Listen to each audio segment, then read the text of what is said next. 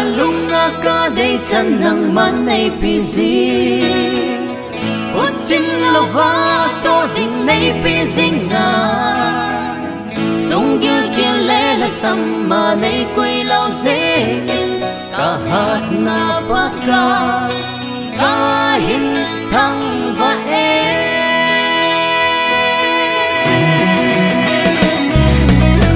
Hằng vạn năm mai trong ca hiền si mê baka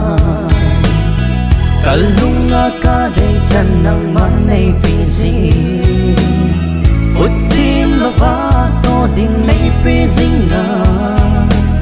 Sung gil gil lela samma nay quy lau zein Kahat na baka kahin thang va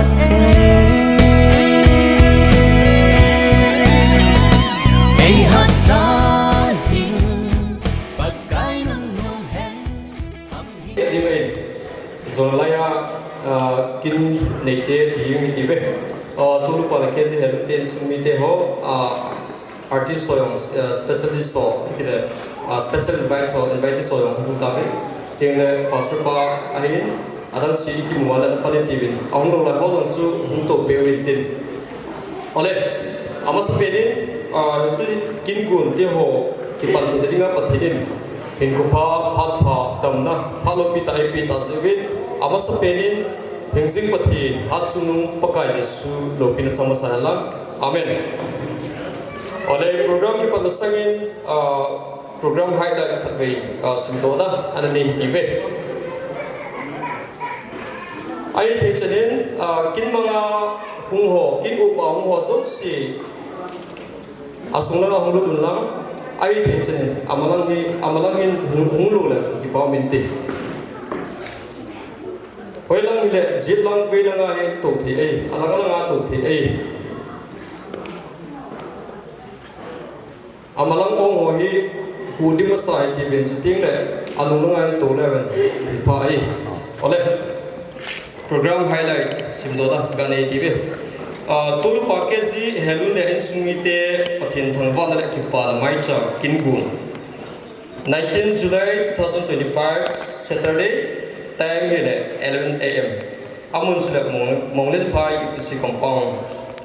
conductor here upake thongboy local secretary ki gongite kipat nala opakai namal somnalu hobung la number li kipat natao upa dizang kulit mission director lem natu se upa kamthang local treasurer labung pyd insumite phatung hintin ejouting le labung khat hungchi kidin hobung te phat hintin Echi hobung te phat teng lehin hobung pin an la ding chiu ting le department ho koi dabang aphat bang num ho chu tiking san num diu a special number in tin brother Wycliffe lunia kipge pute phat speech le kkk trip ama hong in tin chiu ting le thipukin reverend l thachwai lo tibung section of pastor in tin special number sister boinu phat ong in tin chi phat ong teng lehin achuma he reception ki bolo pa hiji chun heji phalong ting lehin koi tabang phat manglum ho le ki pat pi pe dum ho adinga hiji phalong min tin siting la chun anum chen phat lu thiu a hi tiang sika khe sakin nga lo hin tin ki pat tu se ne hi be bolung hin tin special number last the past sister waiting tu thang hi laya hin vp Kipada tau kom na obi kikena tau kom he loai hichi on behalf of su ama he kipoi ai tai dingi tivro athenjan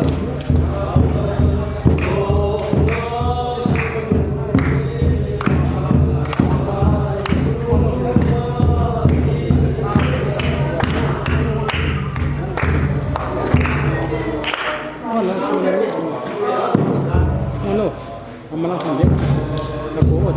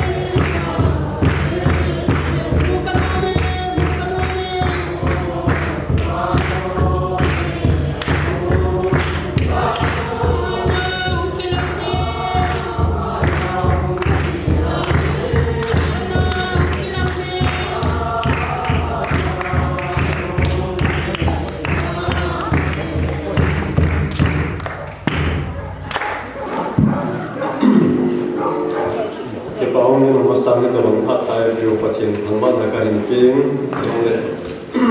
Ipana tau di kai jing Imaca sei seselo in tau jing gate dong teman ikin Neki sei in tau jing gate All of you can hallelujah hallelujah Bagi pambe pakai Nanung sinalo kita meni chanwa kapatin dunini ko Tagian palo hilo pakai namai Partizan tani piwa Kasu piwa Tulu pakai zi henun le ain sumite pakai namai Dam na pia nama puising na zala ki pana macam nang matan nang macam hinsim theng na kapatin dunini ko pakai Hongkong mite ho in kapatin ki program kahin gunte ho Boy nam lo hila kapatin apa pakai Wa kaca hong ke panthe ding apa ni piwa na hinsim pacan zalo hin ka ke baron na kan me kapatin dunini ko ka hi man sam ding ho program amen so mo se pakai nama hin ya Sudah kapatin sadar hanga Hong Kong mo so pakai nama na thanga ma khatche ani yung piwa ka program te hobi apa na to changia boy na de kham na aksan na lo hila lo jing ta le ke pa ta sai the ding ka pa do pakai nama ne ma piwa ne tin ti ding mo na mo sin na ngen na pan ti na ke to pin na cha hat sun mo hing sing kapatin azrat jesu na mini ka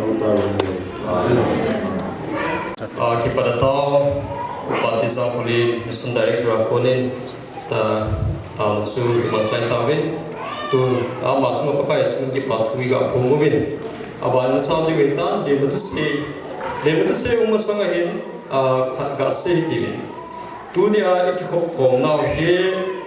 kipaze thangwade kipapidinga tuluba kezi halolen sumite ese thambanakin ai lawale mai chaw sim ni ki papidinga ungkal sung he jiusun ai the chana su mai ha siala la sa tenzong la ki papidinga ungkal sung he papidiu ai ya swasela sa hoting ne patino pidinga se polo de vision ikudi pe diu it's a story cham ta ka se tu masanga san develop ko na sa news khat hongi mi karin ki birthday party kare thro bolin aloi ho ko min ai la lo so ki pa so mi khat cha ki pa lo khat min ai ya sa mu the tini ya sa man so ke ki pa le kina e ki pa pidinga ko ni lo ham ipola ne ki pa pi lo ham tin a pistol la do na ka bi ti sa ta so ya tu ni chiga ga se lo pa sa ki pa le kin ki pa ni ko hi ja su ki pa ta le mai le se la hi pa le la di he ti sana se mi pidio ko ma ga se ten ole tu aba na sa le ti bin ali la tu se ni upa thang local treasure a pha lu trin pakai su bin ko ai le pa men kita bang un pa la pan pa pathin in pi na chung men ma san pathin ha ma na kan pi na hi chule tu ni isoi pa tu lu pa ke ji hen sumi te thang wa le ma pa na ma cha pan gun na chung hin tu ni hin sai ha au le naw hin chule hu mi hin chule pa sol hin chule nan yong le lai nong ka song zo se chunga ki pa na ma sa pen in kai su lim na che bai kan bon he tu na ang ka song na yong zo se he e wang pha vin gam sung boi he ole pathin thu le na a ki mong cha a le ama de ma ta pathin wa chai na ki man cha thi no ho ka ven chung chi wa ki pa thong kan bon lim ti hun chom cha ni ma thu kan se na le i ra kai hin a gom kom cha lim ma thu hi pa len ka ki pa e ti tai lo se di de se om ji lo hin ra cho em tu na he lai em ko pu tu lu pa ke ji he lu ne thang wa le mai chan kin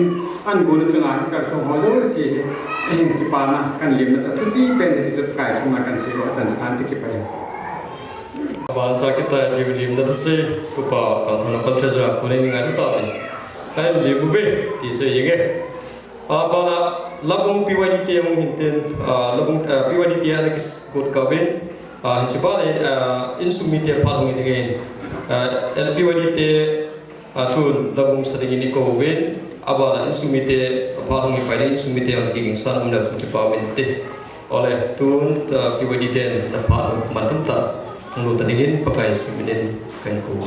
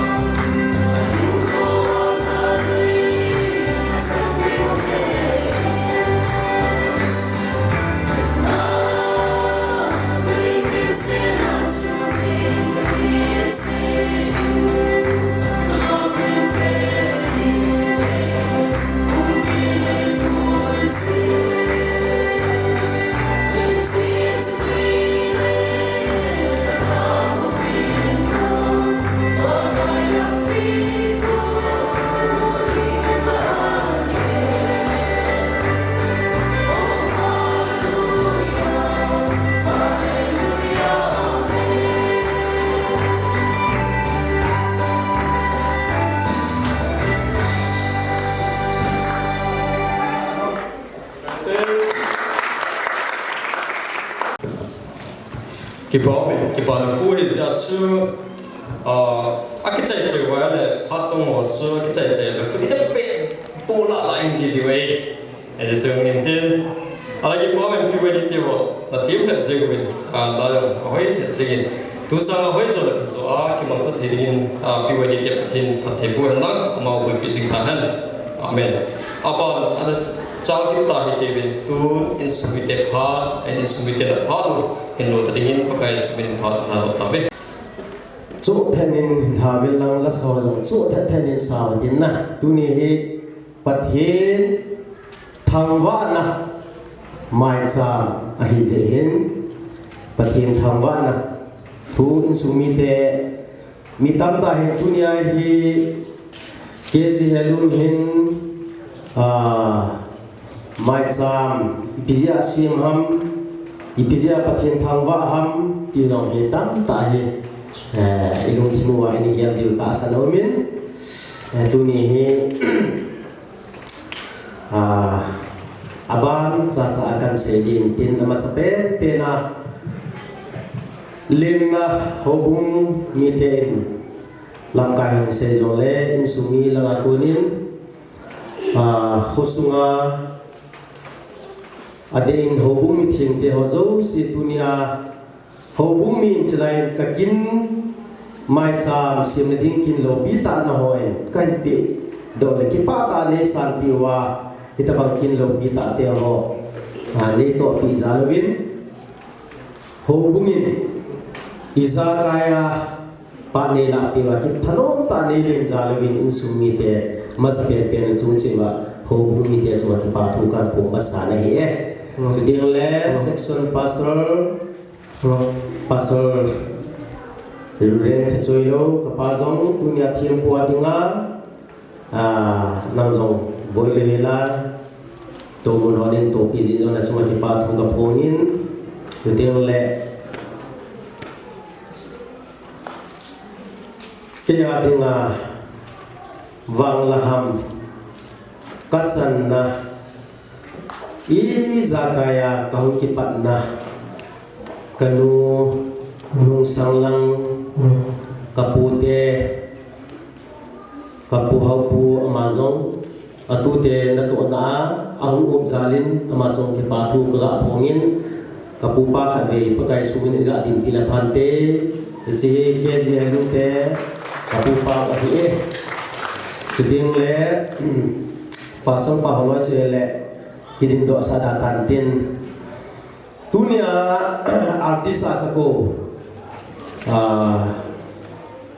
lun neo hi aminta hi ne hello di we mi yo sin white clip lun neo ti hi mai kamin lun amai amin thing set kamin lun he jo kan pon do hi in tin le hoi ngai ning katunu dunia mani lasa konda pain pha ong ka la le goi kita senanam goi de mani phat veo tin kon dang pan phat an tol du in cheu tin nom ten ki ma oi tin ke nom ta ka ho lim ding ai in pung ka khat le ke ta bang ka ho lim de hin ni no phun i vin lang yo chu kan se no no me mi pi ho zo se pa kai su min lim na si bai ka hin bol wi he chi teng le kane wa pana khagaw hin ko ai na kai hoi tu gari sedel dula kan ki pu le zihona mi gari kan mi gari 800 ho mi gari ho kan thang se zihona ka u chawana pathin thua kan ki pu le pi pasol momon ama jong fa kai su minin iga din pilapante ama jong hi insun kina dinga ga dingo ngamo te pastor hina ka ko hi po in kania wa pana hagawin ko ai na som tu kaupa ta banga ka dia lai in yesun ama hi ajine masang pe apa na kan ki wa na hi kom ku chi me ma hi black bear hi in mai thu la tu hi thau che chu hi wa ma hi se ga ho tham pha lo ho ki le a pe tha hi mai mai do we ya pathian thua ki man la nem chi ji he aki man masala chu black bear le tu hi pathian thua ki man pha na hi kalvari bear le ta de ma nem de ta de he je chu he dunia hobumi thieng te pa ela pi na ba do wa anne tui don iza kaya hingom ho sathe thu jing en chalai mon ko to ga ba lu nai le ya ka te da mun me til chu ta bangam ti o ke lo chi ta bang khu le wa chu a samo mong gi da ne asat da chu nu te ho chalai an a hon ho bang te ding le pa te ho in an ho ai bon pi ho bang ho hi dunia tom ngai suwa pathin ngai lu le kezi helun family ngai lu zala na tong ho zum si ko ge ling ki pa thu dan ko ki ne tu te la mi chang se a kan ko ho papa boy in es pa boy pi pa boy hong po in adang ni som ko ka ko ho ko ma hong be po in ko ma mu lo hong kami alu hingin yang ahu hozo se kahi min pha ahu hozo se cuma ki bathu kahi po ni nahi kazol pa loinu in ma ko loinu ta hun loinu yang kha ge la sa thiem chu ai po di jong le la sa thiem ji ji a chu pasol pazala chu pasol nu kiti je na ya chu la sim la sa ji ji a chu ma yang artist ki ti da le tai na aji pazala chu kha be ga ding do la phan te mai abana mistress hoining katulu gading do ma he pigres sampara ati je ma he na ya chu boy yang in ma he pumtun akhal ho he ti sa pumtun akhal ga ne sna pumtun la akhal ga nai le ale la kun falsi sa khat me to akhal ga sa en ai la sa ta chu ao ngai ngai ai le alim chi ti be bidam ti gi ba ali golia ti phale ki lo mai ti chan chat bo hi ki ni ai ao pathin amang sa in dunia he jinei chi chi kan ki ko he dunga ko nang ho ko ma ka ko lo he in jinei chi chi artist a kan ki ko he no za din nang za din ki pa thu kan ko nge ai pi long le tuni hin thupia kalut masangin kipa thilpe ga bolda wing kating insumi te ka bol thi kham khamu dunia thien po ai pan pi diu pa section pastor kanu in pon in silpi le pante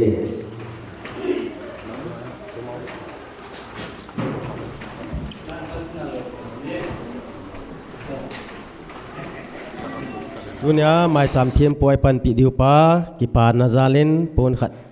silpi la pante kanuin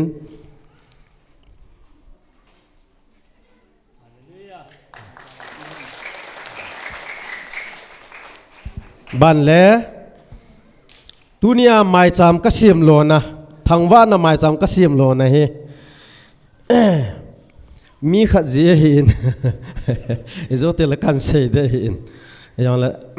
ipga ham ti su yo la kan sei den tu hin mai sam ka sim lo na kalam pi ei ko mu pi a kim boy le aloi pa kaulal pakai suminin ung din do pi hon la phante chilang hin pon khat kanuin in sil pi hon la phante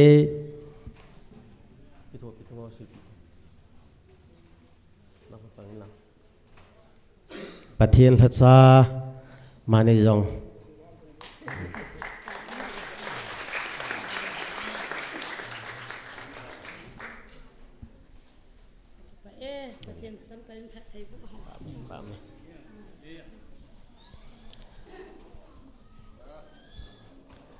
hobung mi thieng ten ki pa ta keu program nei tha pi naw sunga in sumi te in hobung khon sop na di be ai lom le piam khat be aga man di win chakung khat hin pe do hin pe ngai lu thil pe in kan pe nom ve hobung mi thieng te ho ichi ala thei ding hobung ching pi pun hung la pi la phan te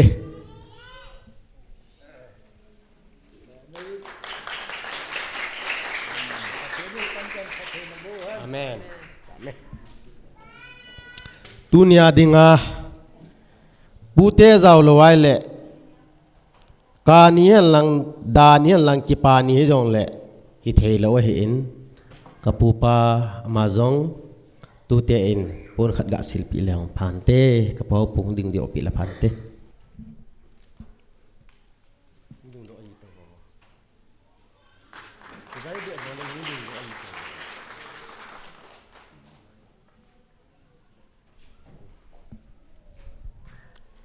ji chu bol thei kham kham kan bol lo in le tunia pathin thangwa ne la mai cham sim na hi mi tam ta en thulhung lop na ตีองเกี่ยวจนทุลุงหลบนัดทูกันใส่ไอ้นกเกลเกเดนเละประเทศนี้ทั้งว่าดิ่งอาลมว่าสวยดิ่งอาลมมาฮีตีป้าฮีกิเกลโดจินประเทศทั้งว่านี่เลยไม่จำซิมนะกินกุนตีอาฮีอิสลายอาฮีกันจีโดฮีอินPsalm number สมกุลงาจังขันในหินทั้งว่าตัวโทนอ่างลูนุนหิตินอาวะสวยลากิปาอทองอินสาวิเตที่เอชอินสุมิเตอินตุนียทั้งว่านะอิปิจิอากบอลฮัมอิปิจิอากบอลโลฮัมตีฮิกันฮิซาบกันไงตัวไว้เลยอัดเสสาพานาประเทศนินเอ็นปุยหอยดันเตอวะฮิกิโลสินั่นแหละจ้าหินในจุงอาลุงกิมเบลโลที่ตะบังนี่กี่เห็นเทียงตาเสดึงอันน่ะประเทศไหนพัฒน์บุญน้อยอัตัมเบสเอ็นซิมาซิมเซียงไอฮิปโปอินเฮจิซิมเซียมโลหัวจูขัดซากันซิมโลไอเห็นแกเห็นน่ะกันซิมโลยาจูประเทศทัศปีนูกิมบอยน์ประเทศนากูนาตาวในเปียประเทศทางว่านั่นนี่เราเละฮิเทโลดิ้งฮีอาจิสุนังมากิโลเซนันดิมตายอินเซนดิ้งโลเซนดิ้งน่าเกลวัลตันยิ่งจนประเทศนับพัฒน์เทโบนอนัสุมิลินประเทศนินพัฒน์นับโบนหอฮีอัฐาบานเกลดอกกิดเดเหตีหินกำจังฮิประเทศนี้อันมันจานพนดอกเฮฮิจาสุตุนีไอฮีกัสูปินูกิมบอยอามาจีอาฮีตุนีไอไม่จำกัสิมเทวติกาเสดโนเมเกมันกักิเกลดอโซโลเฮตายนะอิจวากัสมาจูกิโลสินนะไอลุนในจุงอาลุงกิมโลนะอีพิฮัมอับบานกิฮอลยังกิปาจีเฮโลกิโซยาสุทัศนุนตาวในมันปีไอเลยประเทศนบุนหอยนะสุมิเลนติเลจ้าสุอินุงลังอันกิเวลเลหินกิเกลดอบิบิโซโอ้อคุติเลประเทศทางว่าเราเทกัยป่วยตีจูเกลเกจกับบอลเดฮีประเทศดำในปีไอเลยฮิจันในปีกันเฮลโลฮีกัติจูนะอันนี้กิสุมิลจูยาจูดุนียาเฮประเทศทางว่าในละไม่จำซิมเดนที่ไอเลย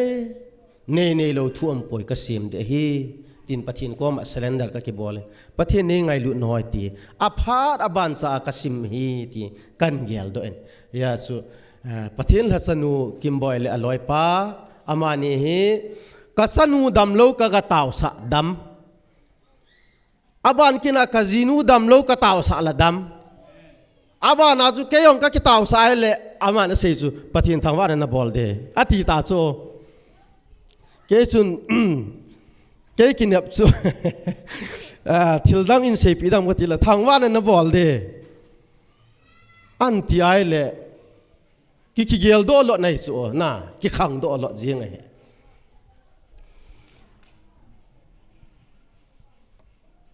ประเทศนี้ไอ้พุงวูน้อยอาบานิน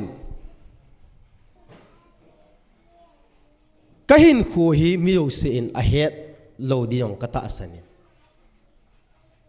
เกฮีมิลายกาวสีก็ฮีเปลี่ยนดอลละกัจจุงามินีกันโนยาฮิจัดสีมิลายกาวสีอติวเตเสวนเสจิตบังสุมิลายกาวสีปัจจุหุยนุนลานน้อยเลยสิหุยนุนหงพัตตาโลจิอาจูสูปีหออุเกียงนี่หอไอทีวินอามาหอตัวเห็นนัสตะเอ็นเฮ็ดมันเลยเลยหงกิอุมตานี่แหละกัจจุงาหอละกปากำในเตจูกำมาคนหงกิกิเดลโดอินรีลีฟเกียมาคิอุมินรีลีฟเกียมาคนจุนแกนไทยแต่หงกิขสักกินินรีลีฟมาคนอาจุนเนหอลนาทีนักกะโตเอฮิจาจูกาลาหงสุจาจูเกมาไกไม่จังลีนไอกามาไอเขียนประเทศนินไอหวยดำปนจังขันนินไอหูดอยฮิทัวบังกันท่าเกลดอจูอาจจะจูประเทศนิลุงเสียนอันนี้กิสุมิลกาไม่ตาจูยาจูตัวนี้ประเทศทางวันกับอลนัมเบอร์วันก็หินคู่ฮี93อาหินคู่จูตัวนี้ฮิจันกันพาดิ่งก็อีมันตาสันโลฮียาจูประเทศนินปนจังขันไอนี่หูดอย hi cha ko na chun thil man na ahung ki tu ta nel in sunga mi lai kau se pa chu tu hin mi upa da chamle la ain ki po in gen thei ta in theo bo no ya hung ki khosa in theo bo agop ting le aki khelin hapta kha zo ting le theo bo agop ki ji in agop ting le aki la la in atha aki khu ki ji in ya chun pungam thang MLA hung kai do ti lai in pun pho ho an chang ho tam ta in pe jun relief kiama ani ki khosa ai iche chun tua kang su ma khun ka hung chiang ki tan kang sup ke phaizol kapute khuwa ka hung chiang in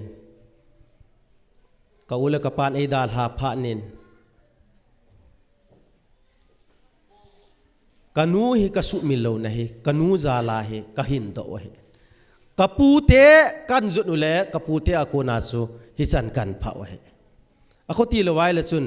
kain sung mi lang sai la wang chu khat cha so ding lo hi jing ya chu kapute en hunguvin lem khonga kotala ka la kotala ko naw in no do wa ta chu ke phai jol kan zut wa 95 a chalai hukan ju wa khong chen o in 96 a hi Jesus Christ amina baptize 96 a khong chan ai bol la ka chan ai loi bol la nama nam sila ka chan ai hi chi baptize ka chat basang jun ka pastor pawin local pastor pa an hoi tan pathin thu e helovin pakaya ko na pin tha na Jesu pathin hina ta san na bulpi dat ta kane jovin baptize ka changin pathin thagawin e pui ngalin hi chanai pathin in pui ti kan sei do anom ki de ka hin khoi na 96 a Jesu mina baptize ka chan hi ti ka sei do anom hi an le hi chi gen thei ta hin ki khosa lai chun kapute in wa to pewin he le ai le ke hi bible ka hin zilin chilaya diam venga bible ka hin zilin na ding jong ka heji po in ei ngai lu ei lung se ding tam ta he omen diam venga bible hi kumli ka hin zilin he cheon su english medium ma kizil zo lo in warni kiule la kizil e doctrine som hi kumli kan simo he in doctrine som ka chai o he in bimin bachelor of ministry chan ge chu kan sim cha cha chu graduation kala abi mina he diam venga chu kan chai he ti chong chu ka sei do nom hin cha ko na chun bimin ka sim la ya hin pathian wa choi lai ka tha no min kanu hin mai cha ei man mai cha ma hin acha te hi dil sun town ei man pi je win bible kan simin cha chun wa choi la he ka tha anomin kese la kisim zo pon yan thei tang ki lai jin college a ko na he kuki idol thu ong ging ta en hi cha chun form jong hi som nga cho de hin form cho na ding kan nei lo he ale kaloi pain form which is a form 8 la pi he kuki idol first kuki idol de ti a chu first su sang som activa to a hit 12 model ho khoi ta na ga gelai la chun sang som te activa chu ga gela chu tha lom jing hi chu na consolation chu epiam memento khat to sang sagi e hin ta chu kaloi pa in formula pe taw na ka ki man ta so ta ta ka ki mana ka hung pan he ti 2008 9 hi chu 9 na pat wa 9 na chai e ku ki idol first ku ki idol hi cha pathian ko ma ka taw na chu pathinin asanga kite na la chu ka won jong chu ka ki won chu 2008 na ka ki won jong chu thakhat 9 na achai nia ka ki won jong thakhat e ka won ka nei lo dan chu na to ka long pal khat to kut khat chu hi jing he pathianin ka taw na sana he chi first ku ki idol asanga kite na la chu top 10 la ka hung pan he akidan dan top 10 la ka hung pangin top 10 la ko na chun to wan kan bol kin wai le na in top 8 เรียงยินนะกองสวยมินพัดนั่นแหละจุดเตียงแหละจอยสังนะอีมาจะฮิโลปาฮิปะเทียนอินปุยหอยดันหัวเฮกันซิมโตเปียเลซิมเสียงไอ้ปนอาบานินปะเทียนินไอ้ไงลูนาซาลิน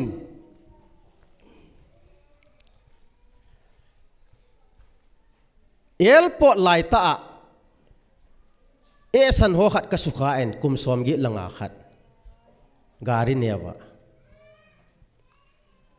ไซกลาหุงไทยดอจุกตาข้าอัลฟูอินอัลลูอาวจิตาเนขุมุจิบเจ็บไปเกี่ยจุลัสอากัจีลัสอากัจีไอเลยจะจุอัลฟูพะนะจุนอัลลูอาฮิทิสันลูในตานกการิจุลำเลียนกังอากักเสียนยังไงคุยมันเอกิทูปีเราจุกิจเมลเฮป้าจุอัลเลน่าเลียนเฮกุมสอมกิลังอาฮิตาเราบางบิวเนี่ยการิโตบรเนี่ยกัตยาอามาหัวจุกเสียนยังเห็นป้ามาหัวไอ้เละคุยมันอินโดนโลเฮอามาสุกับปมาเอาโตขนาดเฮ็ดดอามาจุลักกิชิงยังตาคุยตะโลบาจีตากักโกวาเฮป้าอีพินติฮัมตาคำมิดสีโตกักนับตัวตาสุกับโปเละริมส์กับโปลุเละริมส์ออกซิเจนอาคายุออกซิเจนอาคายใจอุปายมตะโลซีซ่านับโปเดียวแต่ซีซ่ากับโปกิลซีซ่าออเปอเรชั่นอบอลจานปุ่งขัดลังอ่ะกิจใจตาฮิจิลายาจูสังสมกุจูพม่าฮิโลเฮนี่ก็อยู่สิกิจูใจยังไงไอเล่เอลโปนามิสุขปะมอลทุโลปาจูมันปูลาดิงานัมเบอร์วันเกย์กันฮิดีบางคนเล่นเอลโปนามีกสุขันอาเกสกุมนิลังกันเอติโซก็ฟิกุมมาทุกเอลโปนามิสุขปะอินทีนตัวนั่นไรไอวางะโฮชิจังจะโลมอลจงเนโลปาจุกะฮิโซที่ว่าบังกะเกียลโดสวางสิเนี่ยวางพันนั่นนะอาจิงินอิจาตันดิมันติดิมติจูตีกิคิทิงยังไงตาเอเล่โซระดิ่งินอาสุมยองสุกละนมโปโซระดิ่งินดังกาละขัดหินเปลี่ยวจุนไอจิงตีจูอิจาจูกับปาเตโฮอินกิโทปิสาววะเฮจิจูกะปิวะกะกินกะกิใจวะการิยองจูอินนุงปิกินไว้เฮจิไลมุนมาเกนเทตาสลายตาเอลโปนากะกานะปะกายนวะสวยละสะกะกูนะอินกะสะตาโลเดกะกิพินัยตายเกยจูนะกอสเปลละกะกัลซุนตาโลเดกะติไอเลปะทีนินมีอันมังสกินินเองไงลูดิ้งเองมังสกินินมีอีมาจะเฮโลปามีมอลกับมอลปาจูเลขัดชิมบีเอ็มยจงเลนาโตขลุปาจูน้อมตาพายเอลปอนาปานาเดลีโตลปีเลนาวิวสากกิโคเทจูนะปะเทได้พัดเทโบนากิดันจุกตีอีมาจะเฮโลปาจูเอลปอดเดลีเอลปอดจุดเตียงเลอีพิตาหอยหลังเลยตามก็ให้อามินห่ออย่างพี่เสียวฮัมอาจุงอันนัวยาเมโทรให้น้องลิปิยองเลจุงอากิเลียงเทยโซอีมาจะกิฮิโลโซเฮนันเนโลไกโซตัวยัยakoไอเลขัดเทียมตาตาเลนาโตขลุ่ยไม่เทนไลซ์อีปูเตนปาเตนันเนลใจว่าอากิงเดียงนี่จะปันเลียนหุยเลียนโกงตีไว้ฮิจิจุงอาจุกิโตเอลปอดไหลตาเกนเทหาสตามีกสุขาทีนักตัวปะทีนก็มากเก็บพินเล่อัลฮันนีอัลฮัทุมยองถึงโลไลเอลปอนาปนาเดลิตูลปีอัลบั้มชูติ้งดิ่งลัสโลดิ้งปัจจุอัลบั้มอินกิทูปีดิ่งเล่อัลบั้มสปอนเซอร์ดิ่งมีหุ่นกิเปโดหัวจูก็กะเกลายเล่จะปนายวอลุ่ม2วอลุ่ม3หัวกันซิมโดเทฮิชัวปะทินพัดน้อยกันซิมินให้ไอเล่อากิดังเบเสียยังไงตีตูนี่กันสุงมีเตหัวละกับปูเตเล่โฮบุงมีเตหัวก็มากะเสียดอกินโนมาเฮอาบานกินนะจุนกาลหิมดีตีหิมโยสิอินอาเฮดเฮเกยองกะเฮดเฮตูไลตาอีกาลดินมุนดิงหิจะปังจ่าให้จงเลยปะเทียนอินปุยหอยดันจูก ก้าวสปูยองฮิเฮโอนักฮิจูอินฮิจไลเก็บพายอลจูอินหลังกางปูปีกะเฮปอยหอยหลังหำเขากำโซดกันตีจูจะปังจากใครวะอดอนโลหิจูอาจุพานาจูขุดสักหอนจูลำขาเบียหอยหลังละเชียงอินตีกันใส่อดอนโล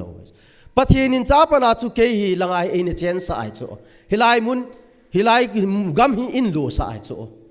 ปะเทียนอินปุยโดดันจูน่า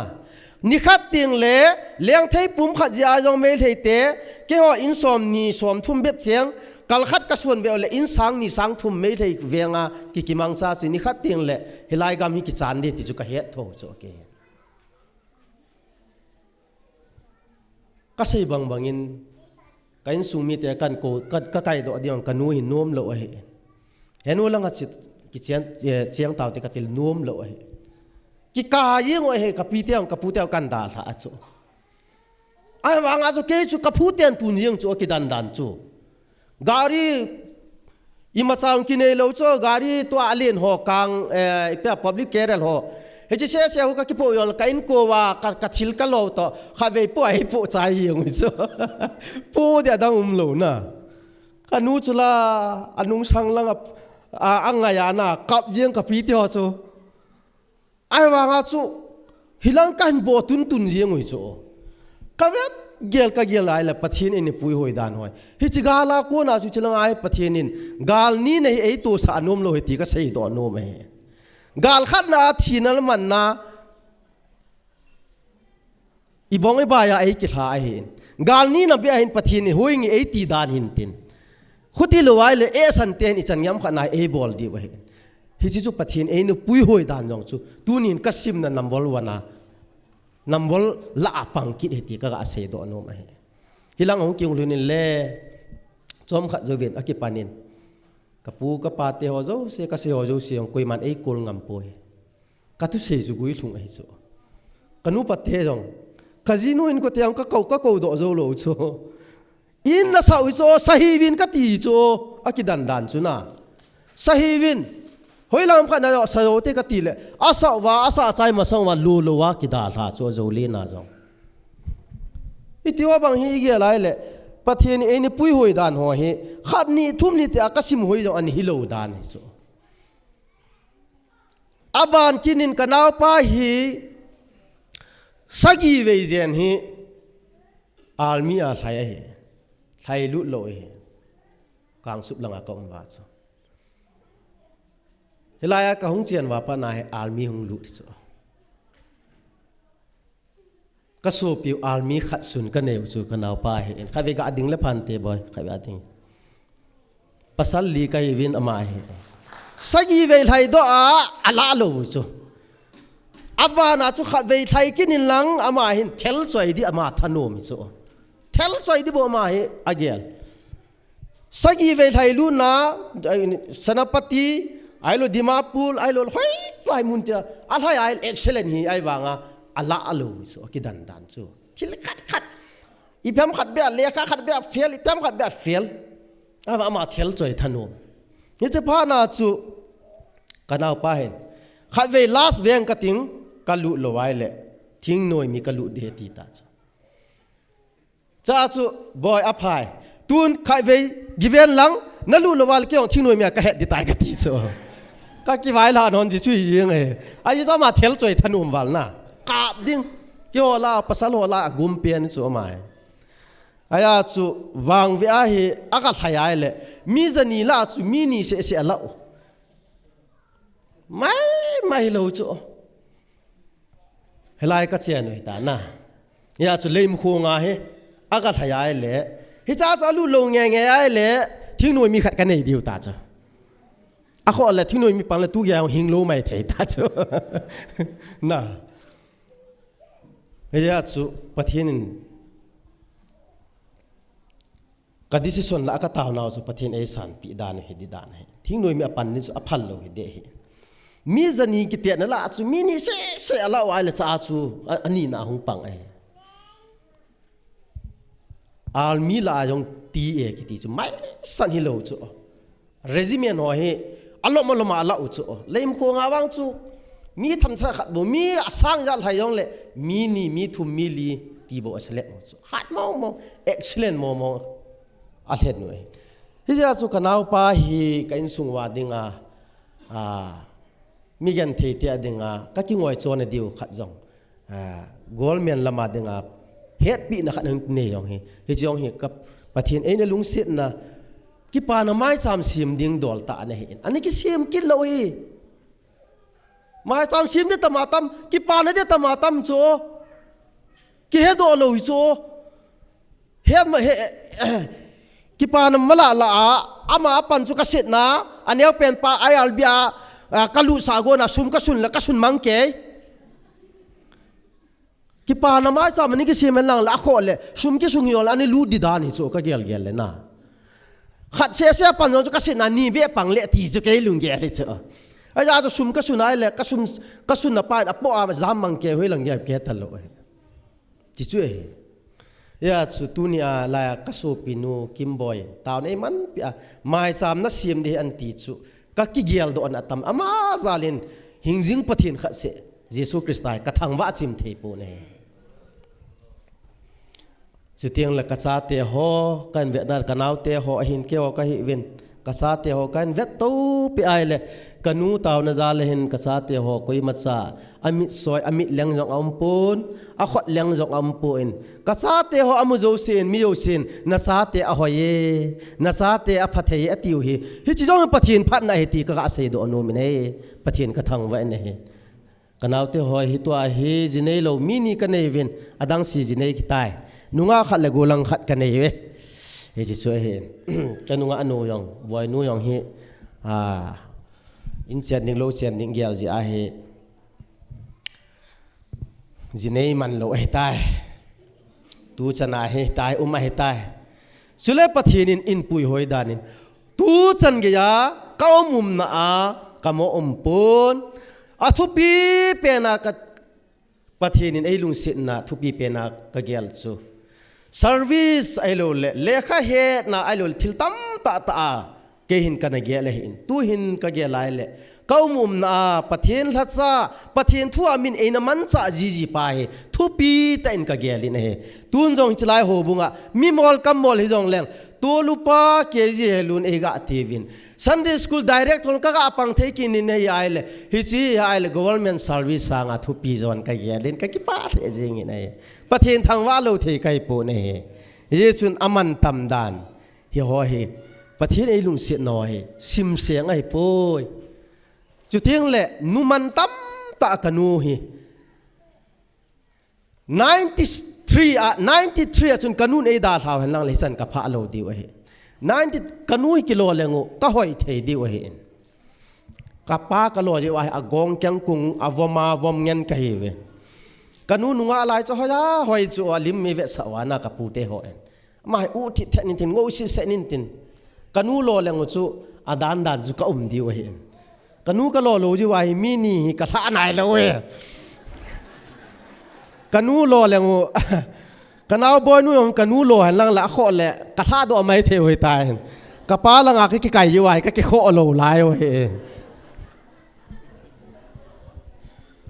ฮิซาจุนกันนูในนดาลาวหันหลังเลยอิทยาเหตุเนี่ยเหตุประเทศทางว่าในทุยกิเสยเทโลเดเจนกันนูเห็นมุนตินากรรมตินเอโซเลว่าไอ้ไงลุดิงกับกับอินสุมีกับปะเลียนกับปะเนียวเตียวไอ้ไงลุดิงยองฮีอันหาอาศัยตาเนี่ยจีจูกินนงใช่ยังไงนั่นเทดาจีกันอยู่ไอ้ไอ้มันกันนู่นไอ้ปุยแล้วไอ้จันไอ้โซไอ้ตายตัวหินอัตุเตะตัวกิเซียมเทตานอัตุเตะตัวกินเทตานอัตุเตะตัวกิลุงมนเทตานฮิจินปะเทียนกระทั่งไว้นะเฮเสียดิ้งอัตมาเฮอาศัยนั่นเสียงกระเตะgaal hibang gaal kholai ta min chinel man na to ipikitile hidam te relief kya ma min anne ding tuidon ding hola ain alo andal ha ngai to a kapli son am lai jin pathinin ke mantam ta thau mantam ta sanga kinu sanga mantam zo state khanin ewat sang ninga in ko ki ta cho kidang na sa lo ha mi galat to lai ta relief ke ma galza mi hibang si so la ya me chang khat mel ma khat an ki sai le เฮ้กะเตมิโซรัมเตนอินกูตาจูอาเซียมปาไว้คลิปนู้นเนี่ยใครเวกาดิ่งโดละพันเตละเซียมปาเฮไม่ไม่จังขัดเมียลมาขัดเซียมปาเฮกาลไลตาฮิจิยองจูเอวัดดิ่งยองกิดวันโลเฮกาลอีพิกิบอลเล่ทั้งต้นมาฮินดูเตอินลากิฮันลานาลาคูอีพิฮัมอัลมิโอลาปีคูสันเดเซอาตีอากาลลาวจูฮิจาจูกาลลากะโคซายาจูกะจอลปาโกไมกาลไลตาไอจงละกาลลาคันเซมิกิฮันลานาลากะตีลอามาเฮไอเงี้ยนี่นาตอันเซมเลยจิคุอันเซมโดกะจูฮะจูกันสายแล้วฟ้ามีจานังไม่กิตีลโคตาจูเฮจิจูมีทีละมันหาสัตไลตากินเอวัดกษานี่จูกิดังจูน่ากันหลบโจโลจูจิยองจูมินเอลบปีละก็ตีเลยกุยมันเอลบปีโลไอ้วางินกัจเจนนะมองเล่นไพ่กัจเจนนะเฮาซาก็เฮาซาเอกิปาปีนอันกวงเอเลียมวินกิปาเตนเอเซียมปีวินเกย์ลาสุโปรแกรมเรียนตาขัดอีพิมอีกินเนี่ยนะสุเสียสัวไอ้หลดเกย์สัวมขัดไอ้กวนปินตินกิถึงเยอะจุนฮิดามที่เกย์มากินกี่อันนี้กี่เกี่ยอะไรอิน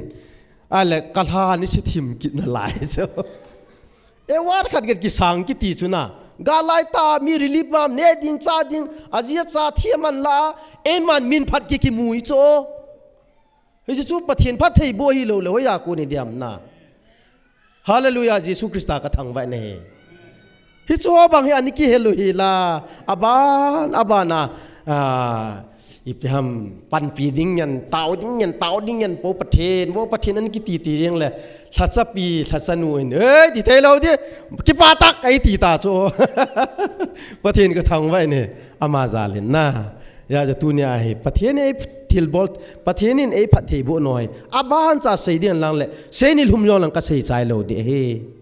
เยซุนฮิสิเอวัดกันละนะก็เจนนะโคจรลาเฮาสปูเฮาซาอินอันกูงไอ้นิเลมฮีเฮจิจูเกียดิงาทุปีเปียนเฮเฮซุนก็กิปาเลจิงินเฮติยองก็กะเสียดาวทานโนมเฮเสียลังพัดตำตะกะลูเดอินบารอมาขายอังลิงกตาอินตุนีอาประเทศทางวานนะประเทศไม้จามกเสียมไหนกินเทียมปุยนจงกษาเตดำเทดิงอินกดำเทนดีวินกพัดเทนดีวินเนตาวปีจงกตีโลเดเฮตุนีหินกิปานะทูจนไม้จามในสิมปินตีกกริโกยเสกษาเตประเทศดำในปีเฮนะประเทศบุปีเฮเยซุนตูจะน่าไอ้ปุยหอยดันทุกปาทูโจเฮเนหาเสปีดิ่งอาเทียมปูไปของกระติกินเฮอาศัยในดิ่งอิน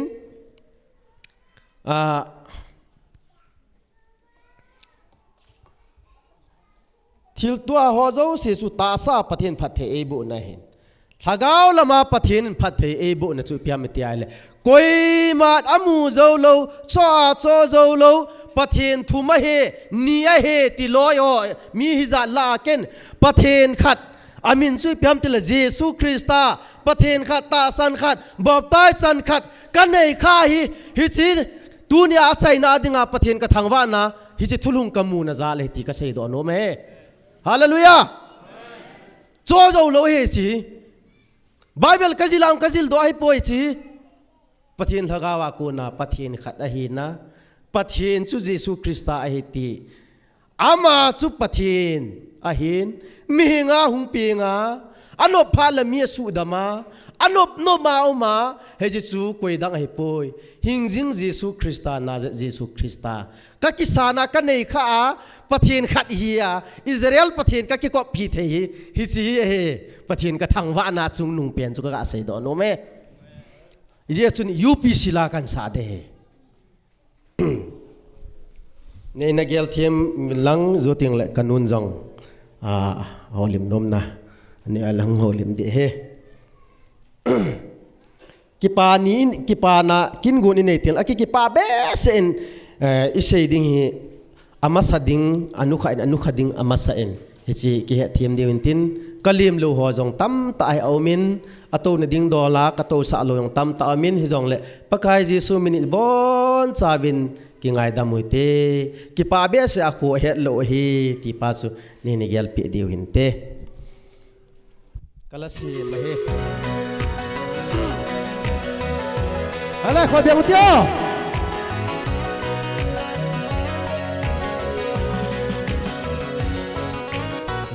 Noya amin thang ben UPC ahi ipi zenem itile ipi hobung nahi ham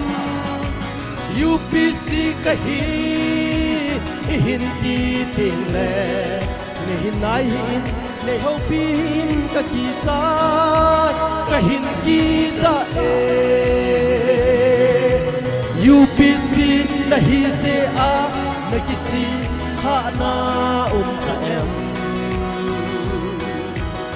UPC nahi ze a na mol phongam hina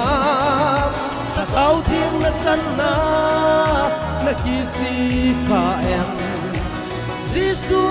lung suy te van noi to ki thon ko thei lo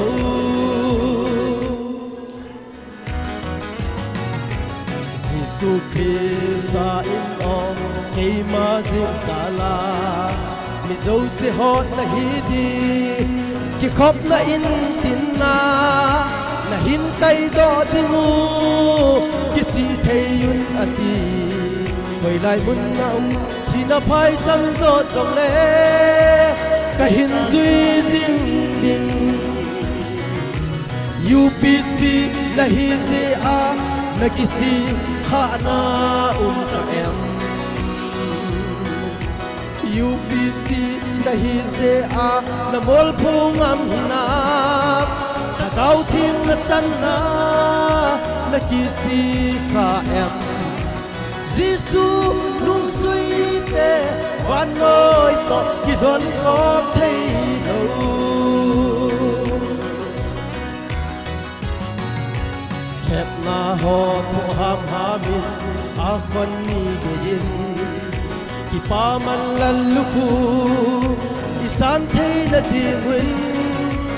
Giêsu min chu ka za cha ti poi hoi lai mun hi hen chi na phai sam zo zong le ka hin suy jing di hallelujah UPC la hi se a la ki si khana ka em UPC na hi se a na mol phongam hina ta kau thim na chan na ki si ka em Giêsu nung suy te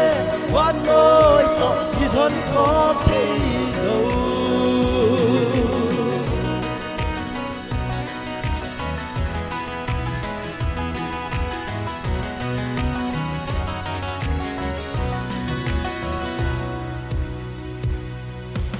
David nin pathen thu amu chun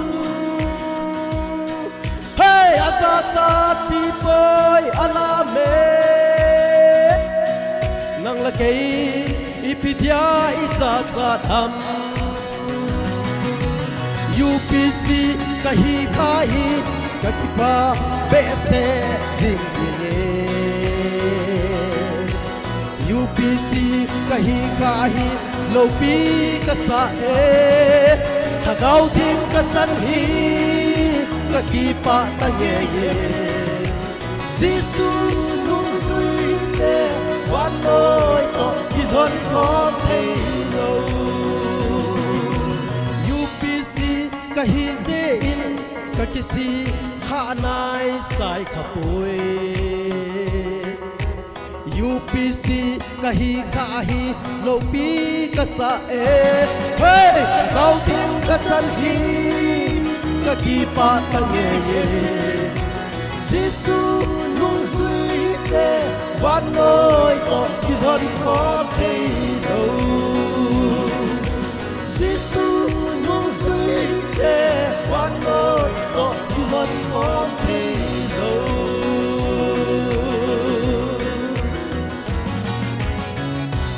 เยซูคริสต์ทางไว้โอเมนฮาเลลูยาที่ห้องพระสมขัดเขาลืมโนมินเสียดิ้งเจ้าเสียจูดูน่ะเสียตาที่จองแหละฮิตบังพัดพาAPO ประเทศนี้ฮิตบังพัดพาบางที่งานกลอมเล่าตะมิจอนสิเตถึงถ้าสำเร็จยังจองแหละประเทศนี้ลุงเสียนวินเขาบุ้งมีเตียงละเกียงละกางาห่อโซปีสังกัมห่อเตียงละกะเฮาสปูหินกะลำกายจังหินทุนจันจันนาเกี่ยวถ้าสำเร็จฮัดเล่าตะให้จองแหละฮิตบังกินเตียวกันปีดอเลยกันปีดอนาว่าปะตาอันของหลัดความที่จะเป็นนอจานน้องประเทศกระทางเป็นขังลายเตะหินบอนสาเป็นหัวบุมีเตะเตียงละเกียงละกางาโซปิลุนาวก็ก็ว่าหงจังจังหินเตียงละอดีตจังจีกระเจนนาเฮาสปูหินประเทศนี้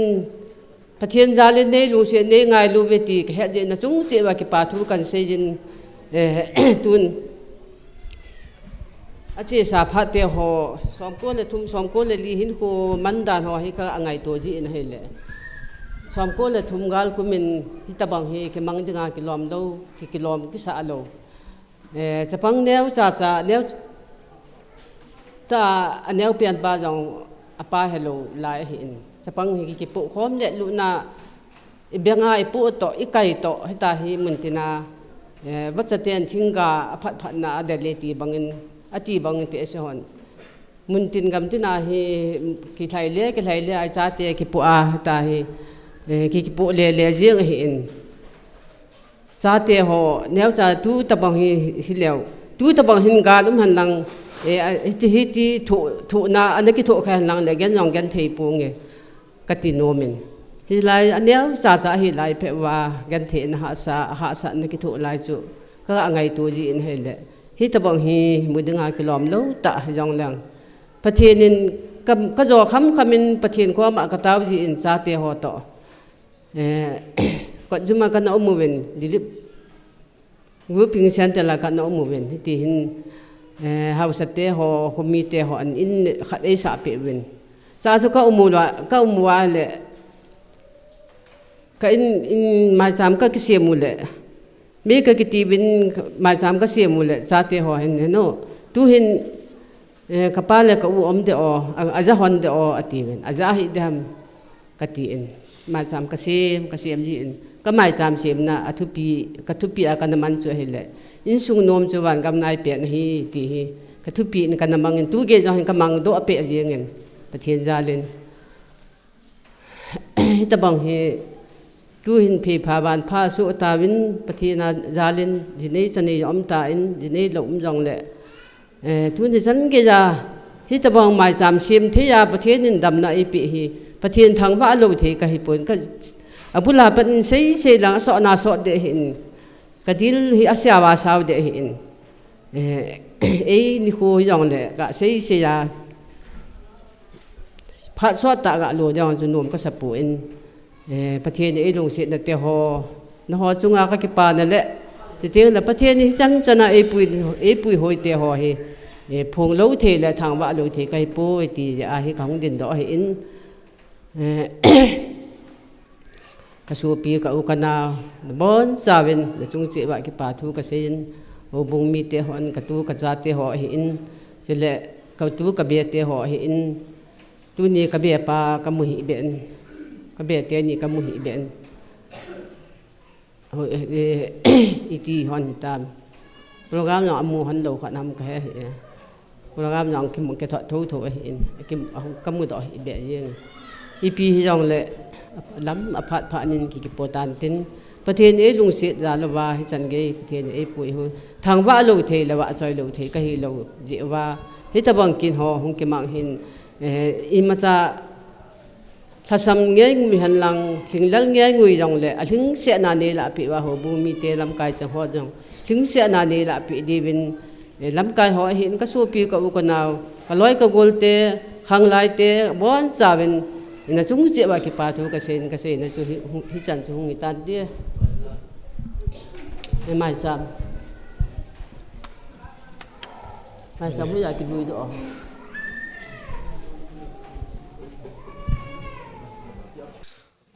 ki pomin in sumitia kuna chi thangwa na le mai cham sim na akiman lona chom ki min ngai hlatawin tuni hi thangwa na kin hi ja su asei lam to athu to allah a hi unki tol leng diu en chi chu tunia i bol liu hen ten ale i to nau he so thim tan khat ve ki sulim ne in labung eledite ho i kom sangwin khat ve i bon sam ga dingitin ga ki sulim hiti ve khat ve bor elo li mu suam gam dingai tan e chon pathin lo pi na dingen is in hing in sa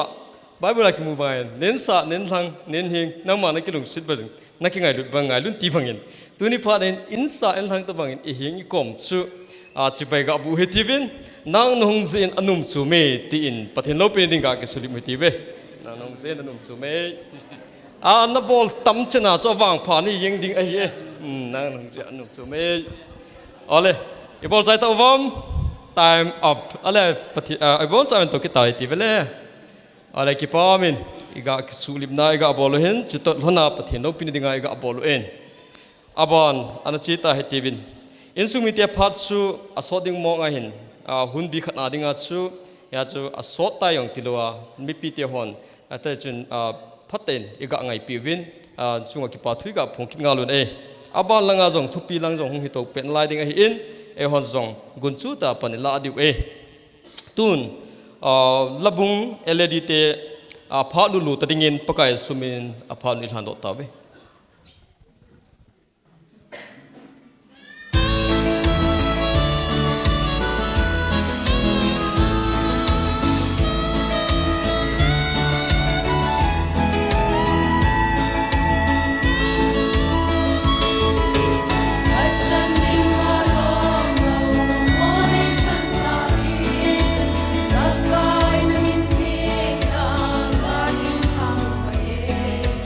This is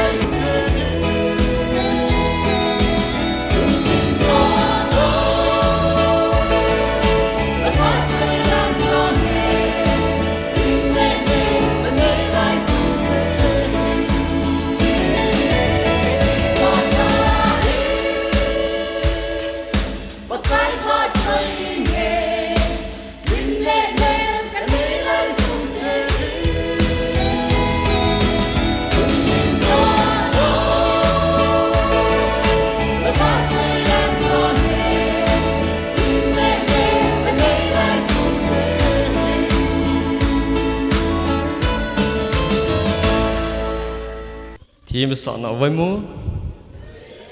ki pa me pathin lung sin mong le phai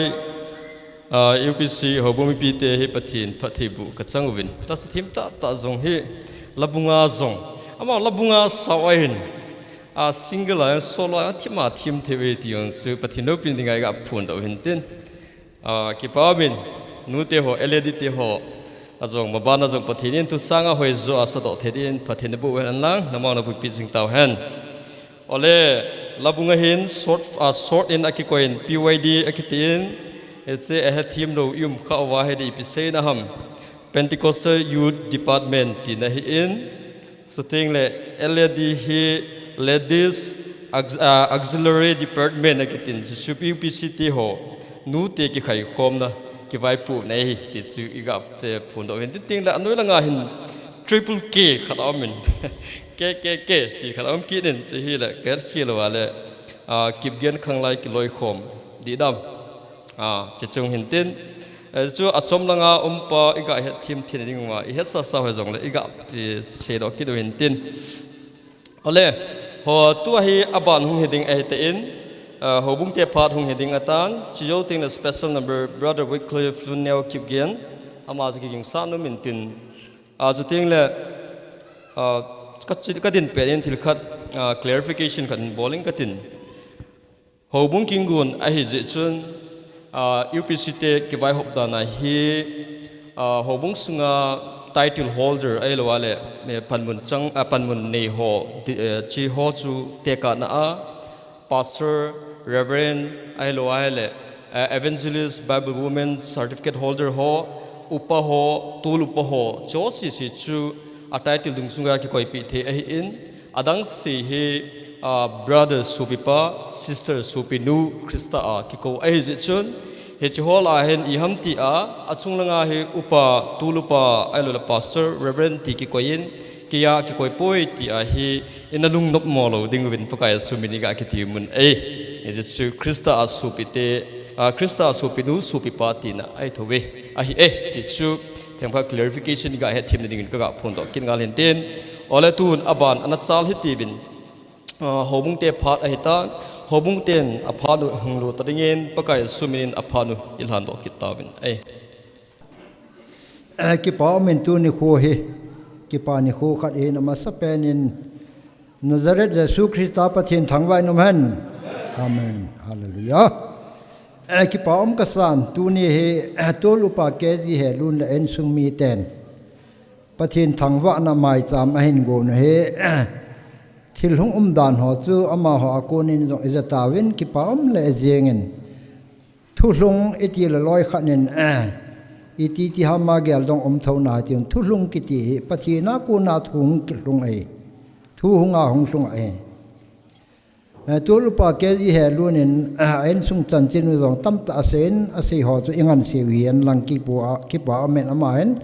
lagaw le ta sa ku na pathin phat thei bu na chan tam ta ho chu ong ki sei pe nei la ama zo ha ni kho le pha tam ta mai pathin phat thei bu na achanga ki mang ta thia I za kai apan thian dol ti apang hen che ba na chun aman pathina ko na phat thei bu achan ho hi tu ni kho agel do ding le sei do lo a kho ta je chun api pa pathina ko na thu hlung hunga chu sister kim boy ai no pa ama a hong lung lu pa cha tu ni kho hele ke le ken sung mi ten pathina ko na phat thei bo na tam ta mai kana chan ho zalen pathin hi nga ki pa thu se na mai cham ka sim diu ai de ho bung mi pi ten I dine gel piom nei phat sa piom ati in ho bung sunga thuen lut dung zui chun ho bung mi pi ten nong ka phat sa pi win ka ki pa pi win tu ni kho hen aman zong mi pi te le ho bung mi pi te le ngai lut u le na mun chum chuma hung ho ma sang hen pathin ma sanga mai cham se ma ki pa thu lut na ka nei ding he ati dung zui chun ke hon zong ama kin nei hi ho bung en nong kin ka hen gon pi wen ken gon pi wen ho bung ten iza kaya kapan the na chanwa kapan hen ka ki thu wen tu ni kho ama ho en sung mina pathin iwa choi nau phat hong sung ai ti he ama san ken phong do no men zu zong la aman he tbang ta maya pathin min theng choi sang nal dop sang na a thằng vợ nó mai chạm asim mỗi cái hòn nó hồ muốn mi pi tên các ghé rồi lại các cái pa pi mà ven lắm cái họ các kiểu kho mà ven ấy lại hết sẽ hen aman zong hết ta bằng thịt bol na chung hen hồ muốn mi pi tên zong iki pa pi ven ingai lut nào ven sản chơi hòn yam khát bé bol na phai tí các cái ghé rồi ven hết sẽ cần thịt pi no mà chung cái hòn nong ngay lut na cái pa thịt pi cái bol đi ngồi chung tu ai cần pi no mà ấy gì hết sẽ cần thịt pi đi ngồi chung hồ bung secretary in hon soi han lang thu ki ji chon sim do na ap nei pi tin chu tiang le pi do na chu pakai je su me na kan nei di we je hồ bung secretary ko we ole ai ga mu theding wen mi pi la khong din ta jin athum di dan su tin them khat ake khat ga ve wen lang o athung sim ta ding ka tin ole ga sim do he ti ve athu hi ta ki sun ai United Pentecostal Church of Northeast India, Churachampur District, Manipur, Tuibong Section, Maulin Pai Local. Kipa Thilpe, 19 July 2025, Tolupa Kezu Helun and Family. Nang le nen sung miten pathian thangwa na le kipa na mai chang na sim na sung uwa. Kipa pi vet sa na in hichimang mo ngai lut thilpe hi hobungin pakai sumin kan piwi. Pathianin pathian bu jing tau hen. Sign down Evan Pu Local Chairman, sign down upa Kia Thong Boy Local Secretary Chichu Thilpi Ipidiu Chu ANA Chi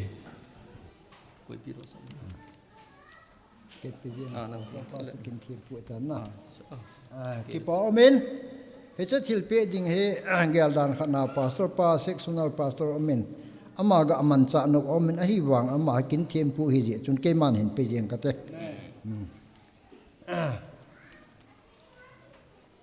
le ki pom ta thilpi he ngai du thilpi a pakai je su Krista mi na kan pi ho ni ba we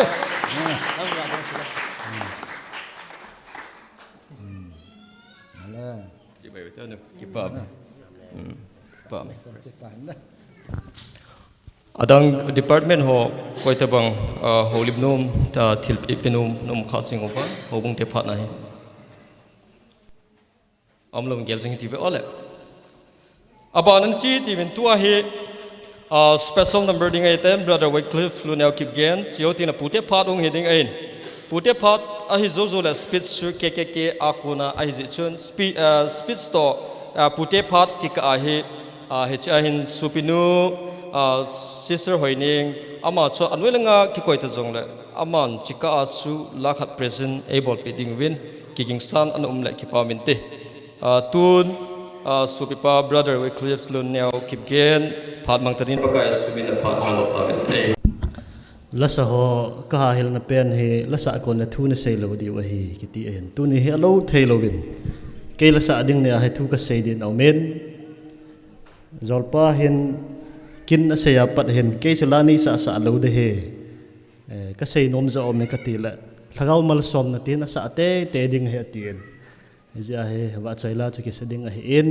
chi ma sang chun lam kai ho kom ma jong he thiam ni kan thu men chom cha ka sei no men azo in ki phat lamum ta khat an sei do en u kyang ne ho ti la jan he vel jan u kyang kan ne he le kyang ko ki ging mo thi men ai wang cha ma that ho chki sam lo wa hin tu chung a hin pathian tu hlung lop chule mai cham siam hi siam thei mong a hin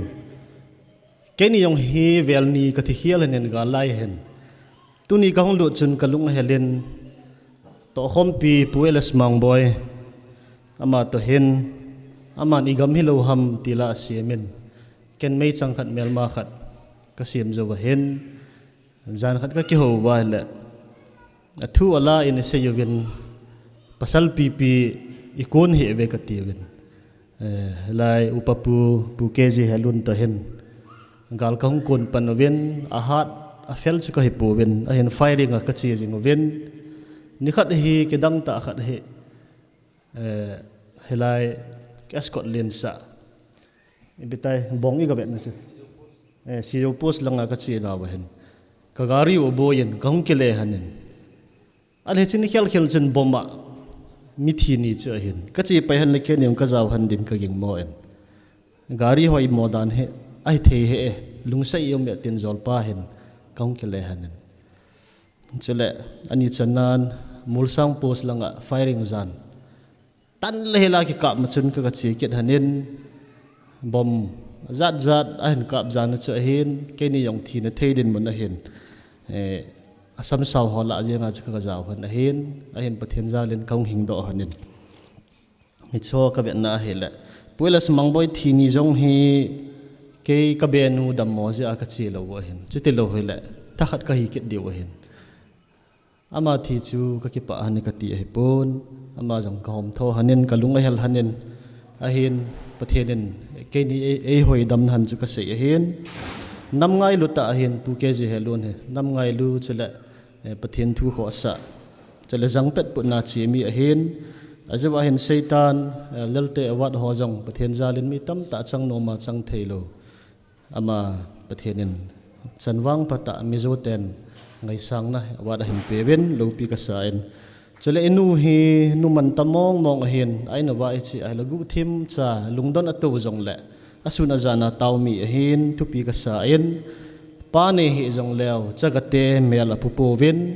chaga in sung alo pun mi haute in sung alo zo hi minun pathen abot jal hi a chainan tuni kahungji a ka sei hi pun hi chi hobung UPC hi ka ngai sang na ta point ni ka sei nomen akhat channan nemi hon bible ki sei pun lu khu ding ti hi a kho sa wen na hi le ve ton thei ten kamuin chole ni channan pathian thu hi phat le kilit sa na pathian la hi phat le e ma hi na sumil levin nalam thei wen pathian na ba choi thei wen le chi ka thang set ma ki ho ho bung ho chu ki thei be se lo hin ching ta pathian ko ho hin ki ho ai ya hi wan gam jong hi pathian na ching be se wen na lu lo di hei ti mai thei yo hin no hin ngol hoi ta pakaya ki pilut ten na ki pe wen na hi le ka jol pa ko ma ke yong na khu wa in ka nei tho tho hen hong ki khom te hen kana ti ji en he che pa cha na sang ta ka nei hen tu ni khon ke yong gambi a gas ai ko wa hen status ong kan seyen ka jol pa hen a sei ma sa ja che gas ka hi na ju kan da tha a ka nei pi to helanga ka hon na hen ka nei pi ong yen tin tu ni kho sapi kap tam nan sai bol hlomin chang lei len ta bol tam nan chang ai bol hlomin pathian lung siat chang tam nan tuni nangin pathian tu hlun a hen chela thil thu pi ta lom na nei na chunga in sumi ka ki pa bet sa na wen zolte ni hong ding do han la ki pa men ten loi nom lo hin silpi ta ba in lang iwang wa phat le tu phat le hen chapa ai lop diu hen ka tek te yo ka niam za tai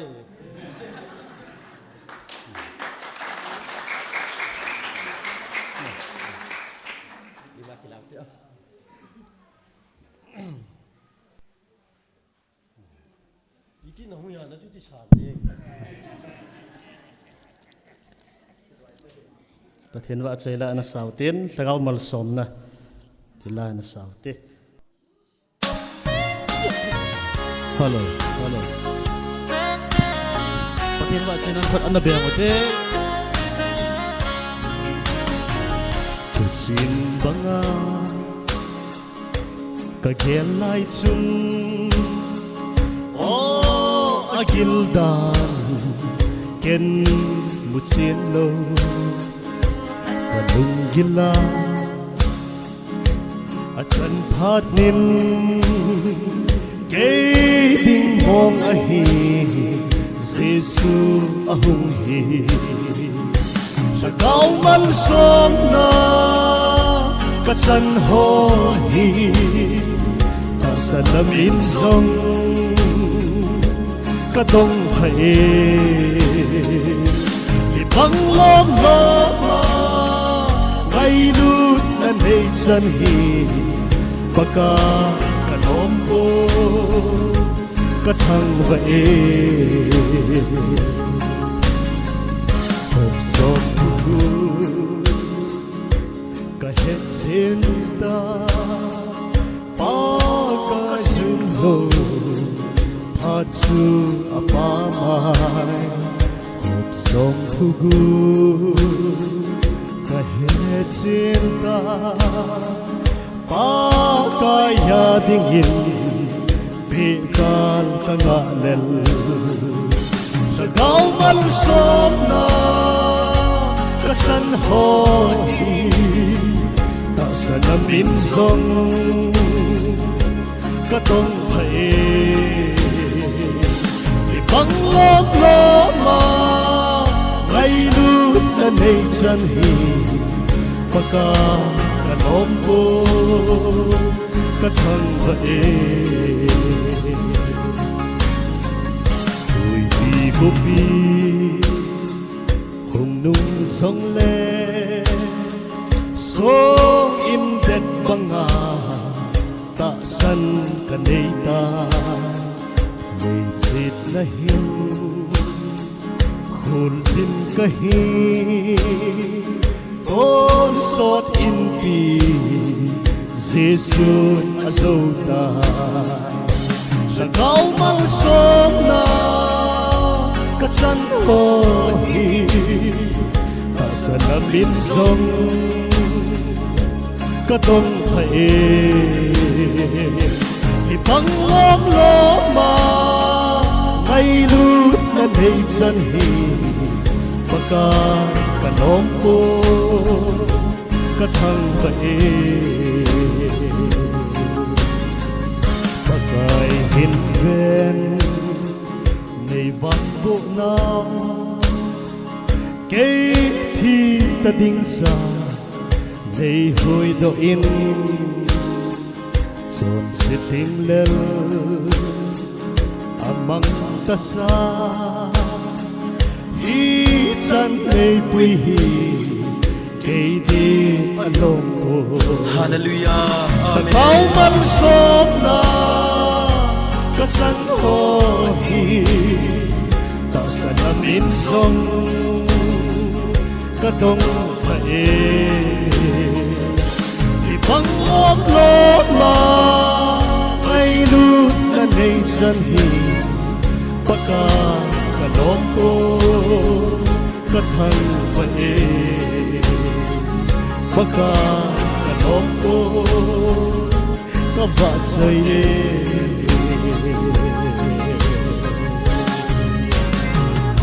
hallelujah. Brother Wycliffe neo kip gena konin langai unum umta inangai tavin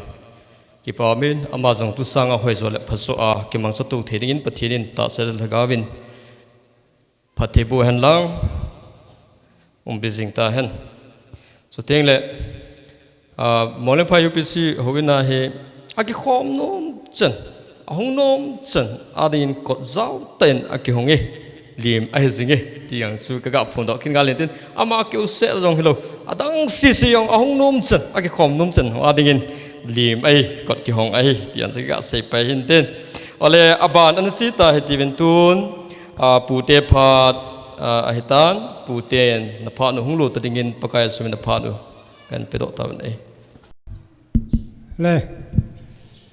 hitabang phat pha phan hoi e piu hingjing pathin thang wanum han lang tunia he monglin phai le akim vela e hejo si he kg helun pute ka hi lam hi koi man na he lo di wahi aji chu ba kai khana dingin ama hi apute ti cha hi le tun kangpu pi amovin ama ho hung thailo phanin acha te langin hi chikin hi kan lo di wahi e heji chun hilai to san pula hin ke ama pute che ni in lalboy to seingam to ke ka hi bin heji chun hi chi pram mai maya dinga hi alo pi le jong le mungam la ta ku na hin dal diu chu ahi the lo ja chu tu nya ke ma lai muna hung ding ka hi in nan lung don lo di wa hi kaninu hi numei cha na hi wangin ama zalin ka tu te ho win tu nia hi hilai muna thildang za chum chumayong pachan na ni jing tho win ting le tu nia hi hitabang thulhung lo pi ta hin lop thei zalin jong pathin ka thang ve na hi thulhung lop ki ti hi nei wanga lop thei hi lo hi thanuk wanga jong bol thei hi lo hi ama wang pathin in mi him khat chu nangin hichina bolding heta amang lama ho piongomin ahilo le khana ko na lamkai khana ko na ho piongomin hichi ho chun hichi to bang thulhung ki pa na thulhung yaga aloma hi le ama jong lei phat thebu na tampi adong eti hi izanam khat UPC thulhung lom hi tampi ne ke heta in alom zo siong alom khil ke het lozin pathin ka thangwai na hi ho bung dang ho ka ga dem na zong no na gel hi bin lang ho dang a ho hin hitabang thulhung lop ki ti hi mai cham thil za chum chu thupi te na bol tho na win hile jong a pathin hi na chu pathin khat sia mu na pa chu alo pi dan hi mu chu mu wang win a hi wang lop thei na khamina mu thei lo ji win alom kha pu wina ejin dunia pathin khat imu na zala hitabang kin lo pi ta igona siki ma kha yong ichal hela igona dunia pakai a nga dinga ki pa thu sei thei hi pathin cha hi lon khat jong hi zin pathin thangwai num han lang ji chun tu ni in tu te jong hi na khana nidang lai chun he lun bang hi pathin wa choila sa le lung cham kim ji nga kana ko ye hi in ama hi mu phot phona lo hoi lam khana la sa ying dinga hi ki ge la hi in a hi la panala ji dan ho ka ngai tu in sunga ngai lu dan ka ngai tu in acha anaw te hui dan ka ve in anu ngai lu dan ka ve na hi le hitabang hi pathin phat thi bu achan lo la koi chang ding ham ti tu pu te akuna ka ga ki pa thu ka ga se hi han lang hi ji chun lei sit ga ma hin mihim tam pi hi azina dal ha ting yong le nu jan ham khan hi azina dal ha nu na cha te man pi zo lo win jong le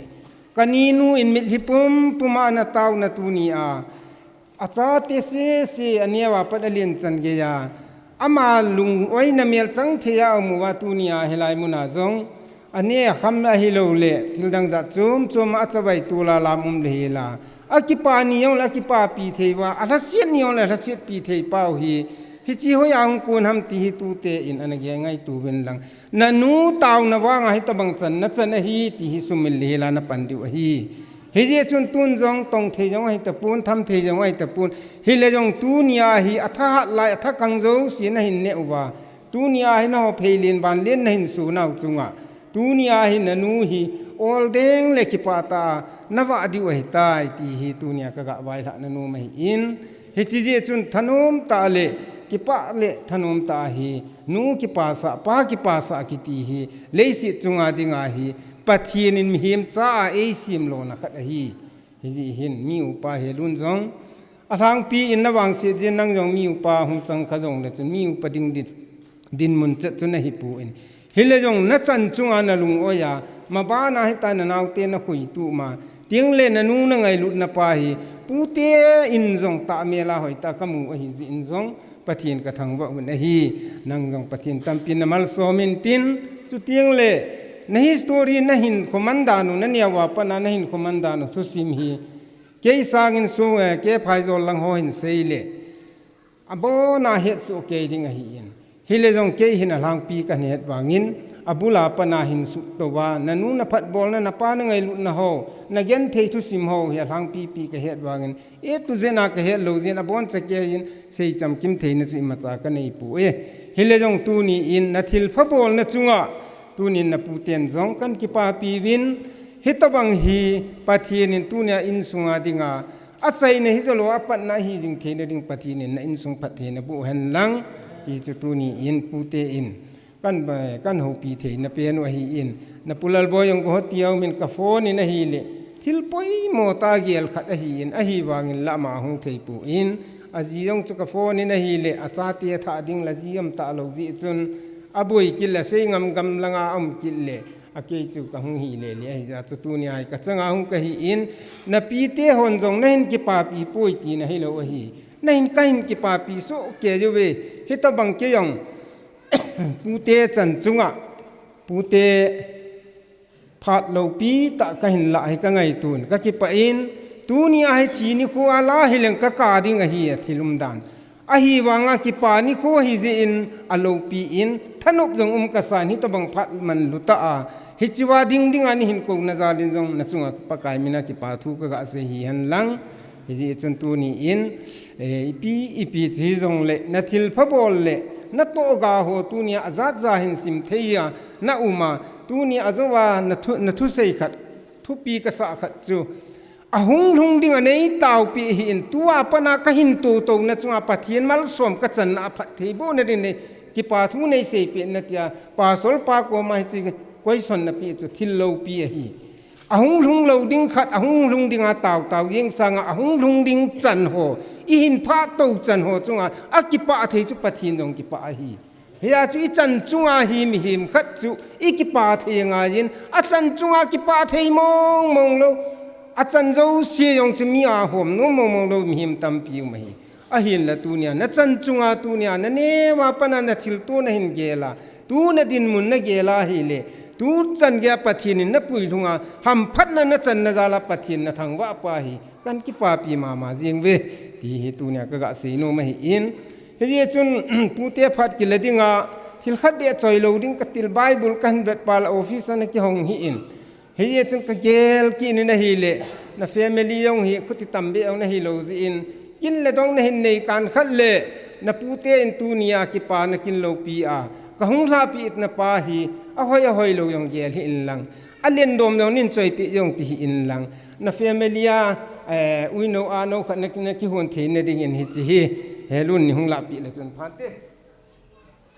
pha jong he hi nai tai sot lai le mi ni mu da jin phat chom la ta nge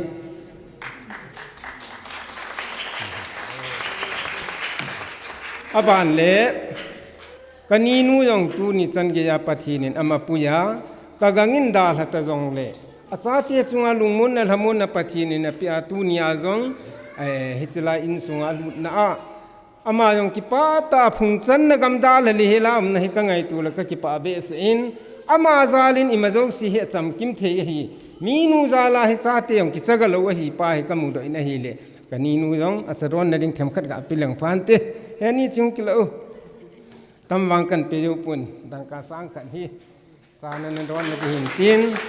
tu te ho pathin tam pin phat the na bo win tin tu nung tu ba na jong na chan chung ba jong pathin chunga na lung kim na ba na hitabanga kho chele pathin ham phat na mal som na don jing the na ding in tu in hingjing pathinin anewa pan alien chan nu mei ji nei do ho hi han lang pasal ji nei ho hi han lang akin chu ni la kin chun lo hi jong le pathinin phathin bu jing taw han ti chu a chaina pu te pha na kong ho lim nen tin sei kilom le pathin men ki ngai dem hote pu te phat khat be ding in ki chaitan pu te chunga ki pa thui ga sei kit ngalun pakai sumenin aban chal kit ta he tivin to he supinu hoi ningin la khat yung sa pi vintin ama ho phak aman la an sa chai le holim ding ke te kiging san anu mu vin lang ama ho phat a ki chai le supipa we clip fit la khat yung present kit vintin he chila chu ki chai le thim bukin hungi pai ding ai izia tu ni hi la sa to thu sei to athu le la ai ji chun athu le la ai ki tol ju an ni di pung thum a hin to a pung khat bo hin la ai phat tam tai ni vin phat mong ho jong ki sung la hi vin de pung ke khat nong se the tiang su free time ai man ti ve tiang su permission kan pi kit ngal hin te ale chen se tai Jesu Christa in mi som mi pha som asudamin ala a khat chun adaman ki het pha la chun Jesu ko ma ki pa thu na sayan Jesu Christan ko cho ho la hi e tunia pathinin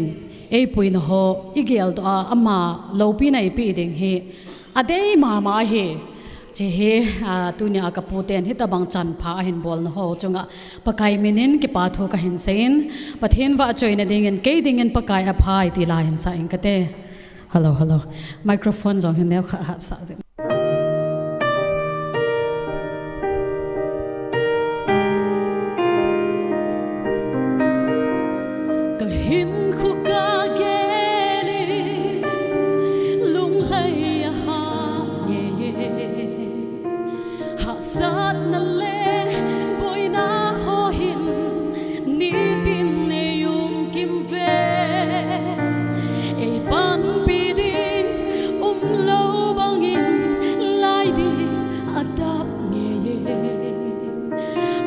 Ka hangai na fa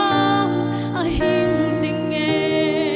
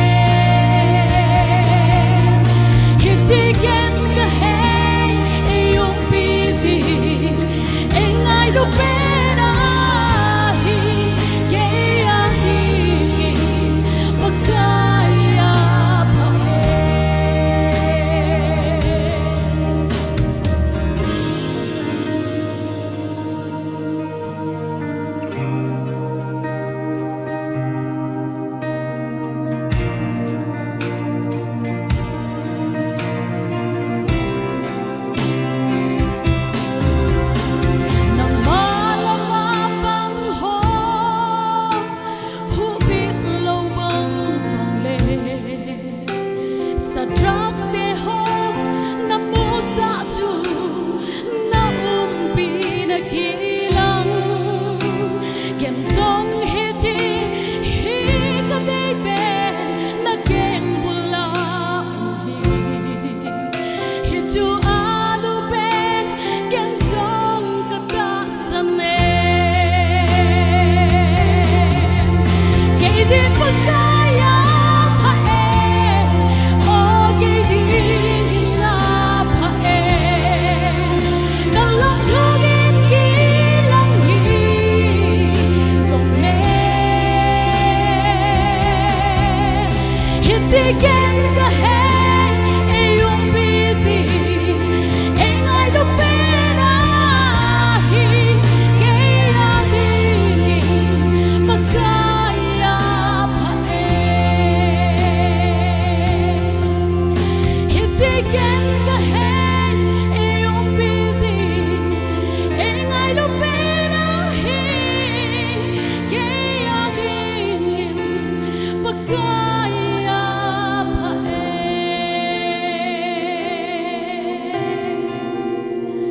kaya din magkaya pa e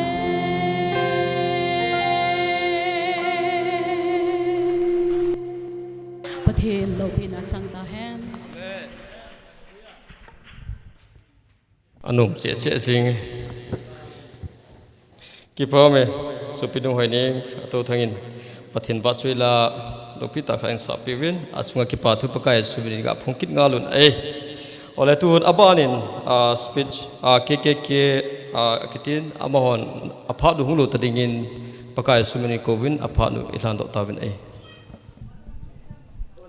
bon chawin sun pha ai mu sa wa ama thangwa khom theidinga mi hizat ai pui khom zalovin e ho jing ha chu nung pa pathin thangwa na kain pin he tunini khohin kalung thimi ki no nangin in adimin aji chu ke ho Kuki Baptist Convention gambi namurgit main department secretary kahin tuni audit ni ho he kinin pung soma cha audit ki panahin auditor te ni ko ma he ke a he ganga na bol han lo le helangai kin kalap lo ding he tai katile ain bol hana ain chai wa helanga khu audit cha kahin da la helang he kahin de la in pe jong le holim na pha cha kahin lap me na he la ka ke pa e phat ni na mang thim vi na he la phat mang ho zo si chunga ke pa thu kan se jene tu dang tampi kahin se ma sangin ke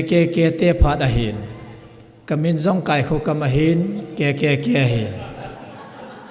kip gian khang tha kiloi khom tin zong a hin la danger ta khat chu uki khang lai kiloi khom kiti khat atha khat hongomin ama hawang chu ka hi povin kip gian khang tha kiloi khom mina hung ding ka hin he zong le kip gian khang tha kiloi khom mina hung ding he zong leng kai khu kam hin a zalin tu ni kin nei te to khom pi ngai lut ta ti upa tia kamu chu kalung dong a hin te si ti di chu la hi zep lo i pi hi ta de o ti chu ke le ke ku son tam ta kan ki gialin tol sung upa ti na danan hi ka ke pa le zingin in sunga ke loi khom na a pasar jong awmin chu ting le tu ni ni khu in atha ben tol sung upa khat ka nei be kit vi nei le ka ke pa na zalin ke le ka in sung mi te hoin pun la pun lo pi pen e mi te in imano hin sai pi khum khat hin sil pi lonin katin ai nei pi to lang ngon hen lang chapa nei lo wa lung len thim je in chapa an nei te lon na din tunin hin tha gop kit winge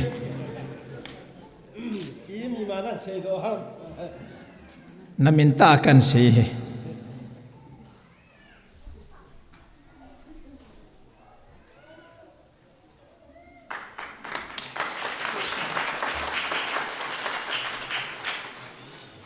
Echicho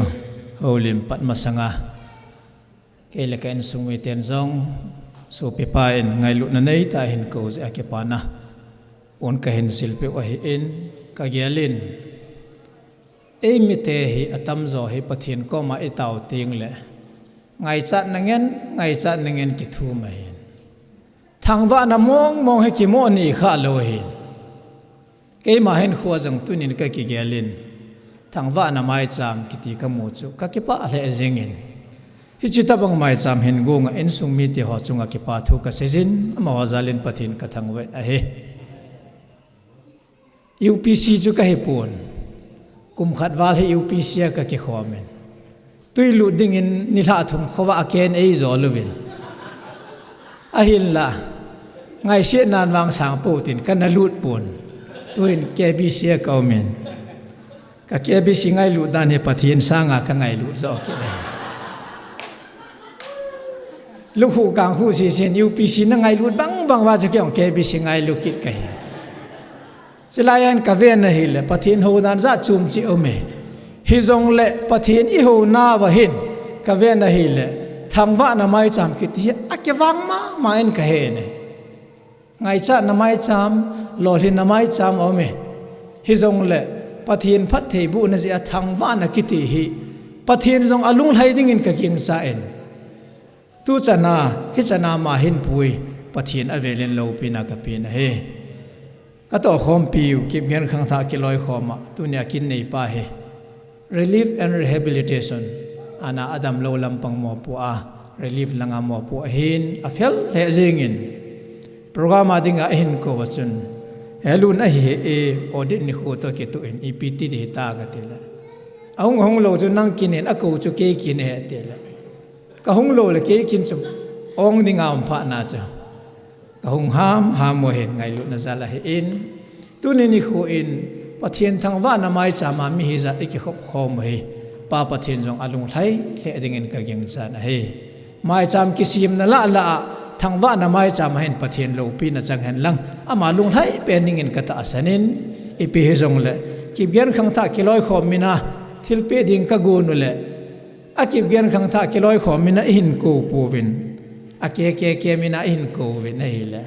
ngai lu cheng them ka selective ta in ko he ze in to khom pi ho cheng to pe thei dinga ka gyal lo je ven em ho mi mal chi nin pe taw te ti chu ka hen gyal khom mo hi in i pi jong le ama na gyal sit da in tin ai pi he jong le ke en khat ka pi tho hin abo na gom so man la de tan tin i pi jong le hi chan ge yaw ki pa na mai cham sim thei ding mi him ki ti hi ka ve na hi le in sunga taw naga hi ti ka mo na he a thousand te in sunga hen ki pa na mai cham akisim theje ka ve na hi le tuni ni kho hin hilaya to inu hi ka pa chanomen phan hin mang sau je nge zun tha ka ga chi le khulanga hwa nai sai lo je an ne ding ane ko chul an ne lo ki chi le num sakit pu vin tin aji chu mi patam ta he ami thai ting le cha te kho sa aki pon ka ve e nahi le azimi changjong te son mi changjong zo lo lai jin atibin ato no ham chela ka he pon upa khat a in nei pi bezin aka ka la loi pan bai kap hio aning langa khun na nga dinga hun chet khat au mi atila ko hamo atia chi chu mi pa te hin da na tuni ni kho hin inu zo he anam lowa ipa zo anam hel he chita bang kin he ki mang do dinga bang kata asan lo he zong le minu china them na bang ka he pu he zong le thousand minu kun chu ta khat he ding in kamu in ama zalen pathin ka thang wa ma chunga ki pa thu ka serin chale naute he chan hen seili sa tuni ni khwa ki pa na mai cham thangwa na mai cham sim theya hi ama zong awang aphai ka ti he hizi chun tuni ni kho hen pathinin tuni ni kho a pathin thangwa na mai cham asim bangu hin mai lam hin kho azong phat theina hling se nin bu han lang tu le cha no me pasal azong phat the bu han lang cha te naw te adang si su pedang ho zong phat the bu en tin hilai ni iki khop khom wa thangwa na mai cham isim hui apat na zo he the ding in pathinin phat the bu ta hen ka ki pa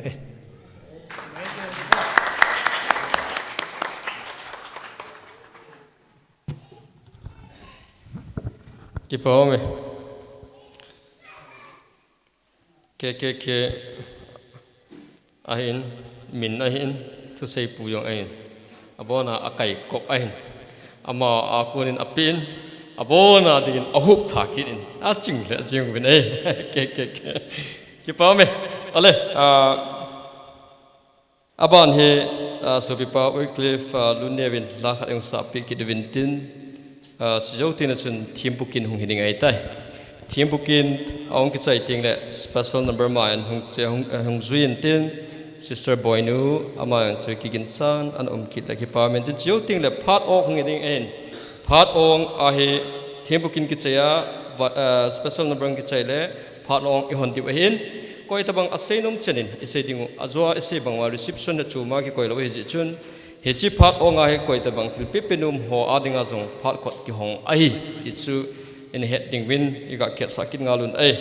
ole tun su be pau la satingin wa chul la satingin e ko win aphat hong lo tele ki pamte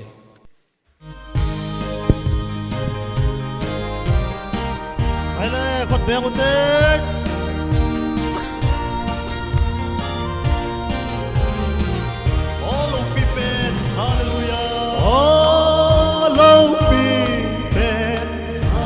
Hallelujah, Emmanuel,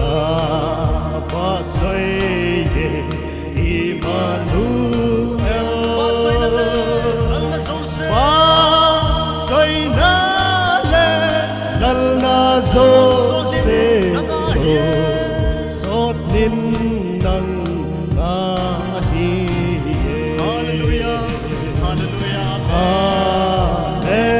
Hallelujah, Hallelujah, Amen. Hallelujah, Hallelujah, Amen.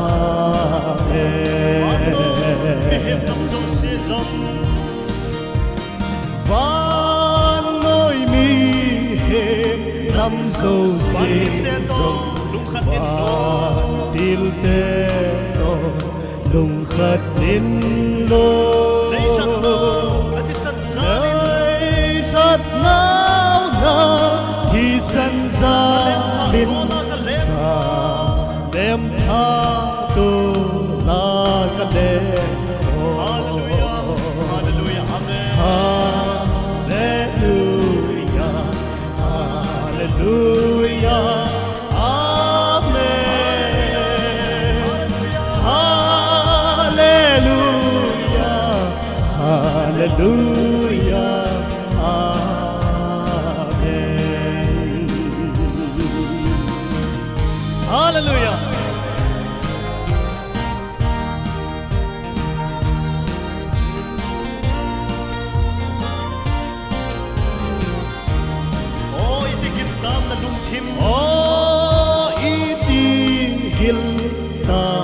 Lung itisan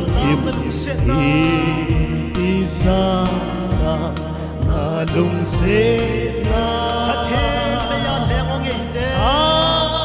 theng le ya lengong van pa vin sei phung zo le van pa vin sei phung zo lo Hallelujah, Hallelujah, Hallelujah, Hallelujah, Amen. Hallelujah, Amen. Hallelujah, Hallelujah, Amen. Oh, nei hilin gilasan se. Oh, nei hilin gilasan se. Kan kong le sa Sit na ting su Fana lalu kuto kisom Fana lalu kuto kisom Salem thazom Iden le salem thazom Hallelujah, Hallelujah, Hallelujah, Hallelujah, Amen.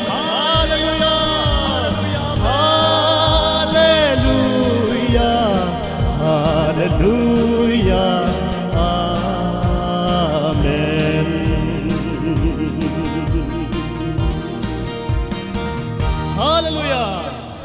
pakai jawa choi nom jing ta hen sui pau sungin pakai sun ki pathu iga sekin ngalun ai tun aban anachi di aban an chalding I tawin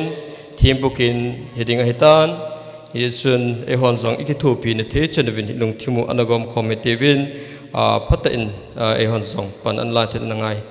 tai ti vetun thimpukin Reverend L Chachwelo tibung sixna pastor apart lo tadingin pakai sumin apart lo dingin ikotawin le tuni phat phai pa pi khom tu hing jing ha tunum pakai je sumin avel thang vai no men lang tuni pathin thang wan na le kipana mai sam kin gun sopi pa tolupa keji helun le sumite in ai tim na dung zia sopiul na hung ho zo si na bon chan ka ngai lu na salam kan bol he azov ta chu saga ba he sana an pe dim sopi pa will flu neu kip gen olo pi pen ong sa chu cái din tiếng lệ ô lô pi pen sa ding tia hi khut ji ka su sai ta tin ama wang ama nong sai bon cha ke sa tho ta je chun sa da ta jing ti bin ka ki pa he jing in saga ba ki jok man na chu uma hi ti chu ka ki mu in ka ki pa he jing in vel ni be hong ki sale chun kai ka lung thi ma om da na chun Reverend H mo na jong umen aman khong pulo wale cái chú cũng thằng cái tiền và rồi na bảo hết là và rồi na hết không không tệ đi ngà chỉ là hết cái tiền đó đi ngà cái là gì à ale về khát bông sa ale trung lâm burum dài abana chú cái bol man tao hin bắt hen lên mà sa ale cái khen mà sang à chú la giống ông sa không kít đi hin tin cái bảo thế gì nghen chú lệ tu ni hi tulupa keji helun le in sumitein pathin thangwana mai cham simna athupia thangwa ta thun anga ludu hitin awa choila kipa othongin sautel sa number song ko lenga na changni na thu hi antel hi ka kipa le jingin ken jong chi he ka tel nomin chule pastor tampi umwanga reverend tampi umwanga ke Bill to pastor ka hinadola de sana sang penta kapha nu khalama kamin hung khumen kin thimpu reverend al thachoi lo ti bong section pastor ti aung tel lo na chunga hin in sumite le hobumite chung ki pa thu kong phungai ke jong hi hung retire de reverend H mona bong bang kong ni tep ta tu tla simlawa hi 7 months kanayin tukum hi pathin phathei bona changa kadama kan so a hile ahong chungding 26 second march a hi retire din ka hita a ka phanu khalama pathin thangwana mai cham lulta sobi pa ke ji herun en sumite na gon na chun ka kipa le jingin de sangna sang tak kan changna chunga kipa thu ka phungen tuni hi keloi nu pastor nu jong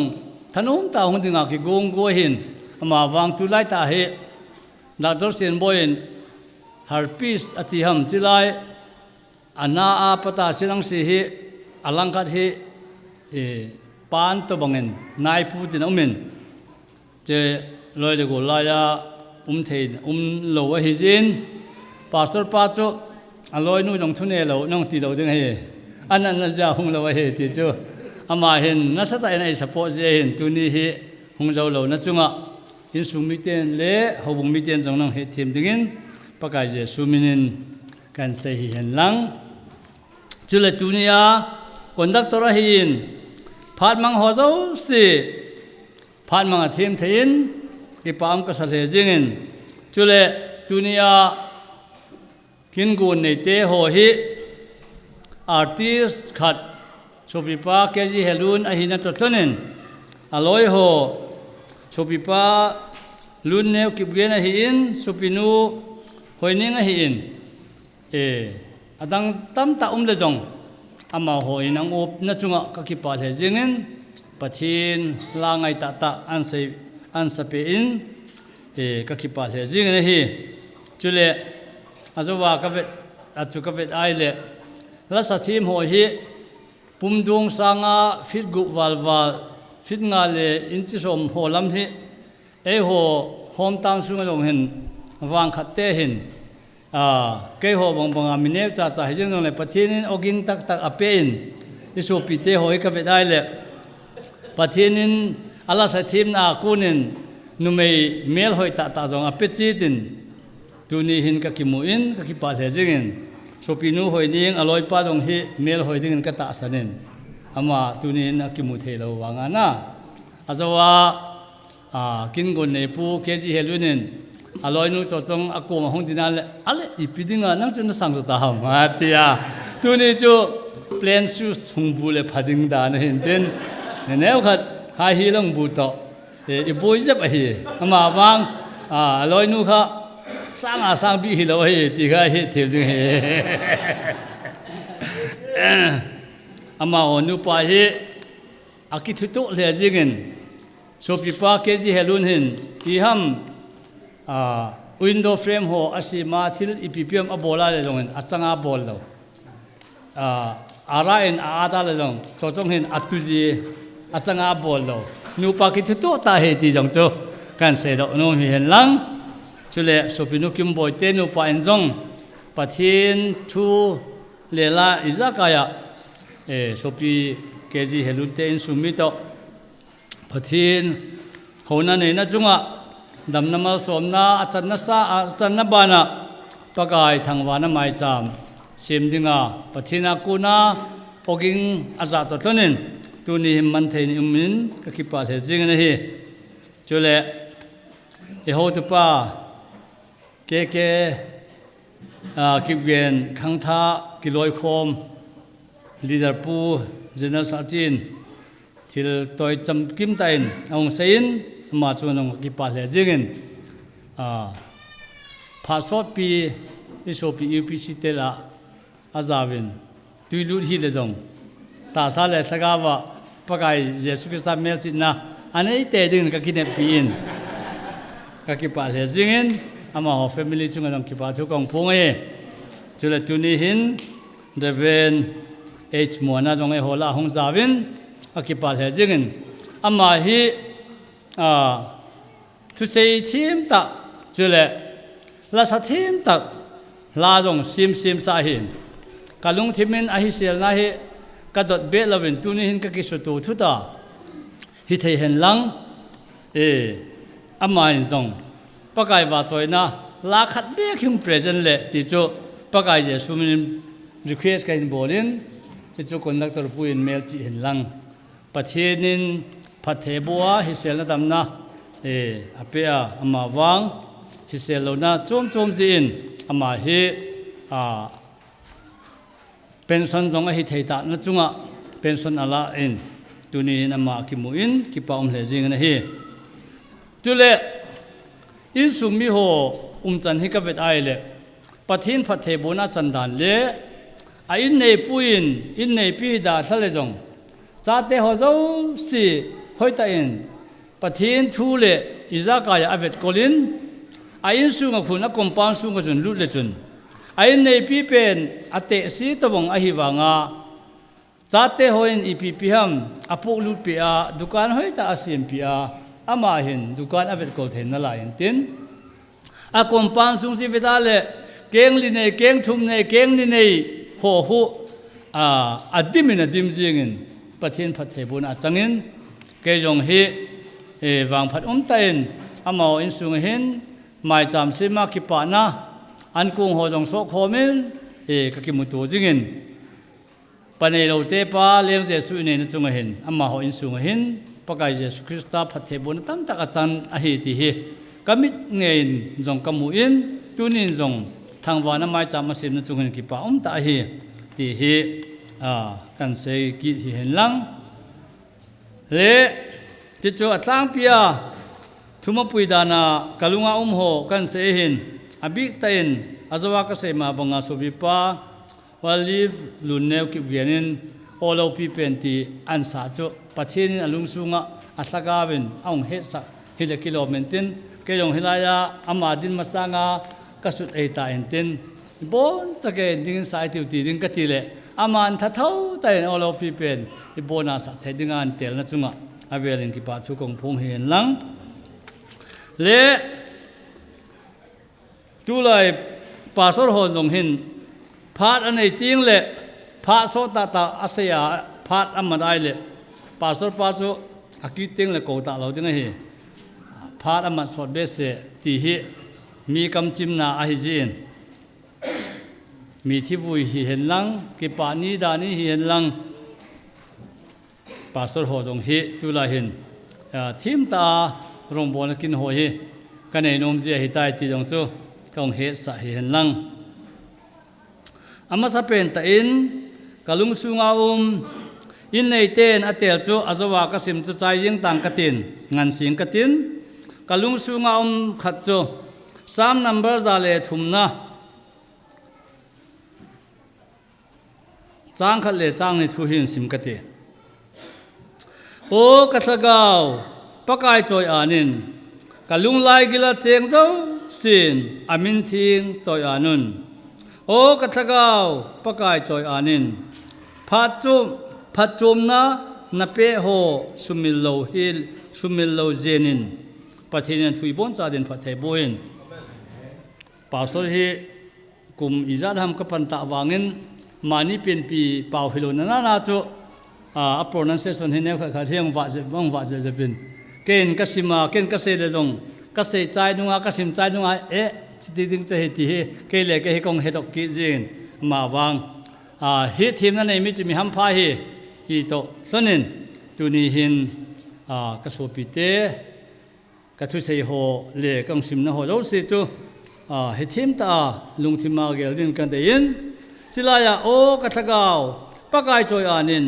kalung lai gil la cheng zo sin amin thing choi anun a thu hi hoi be sen leng davidin pakai choi an ding dan ho ta sa choi an zim hilowa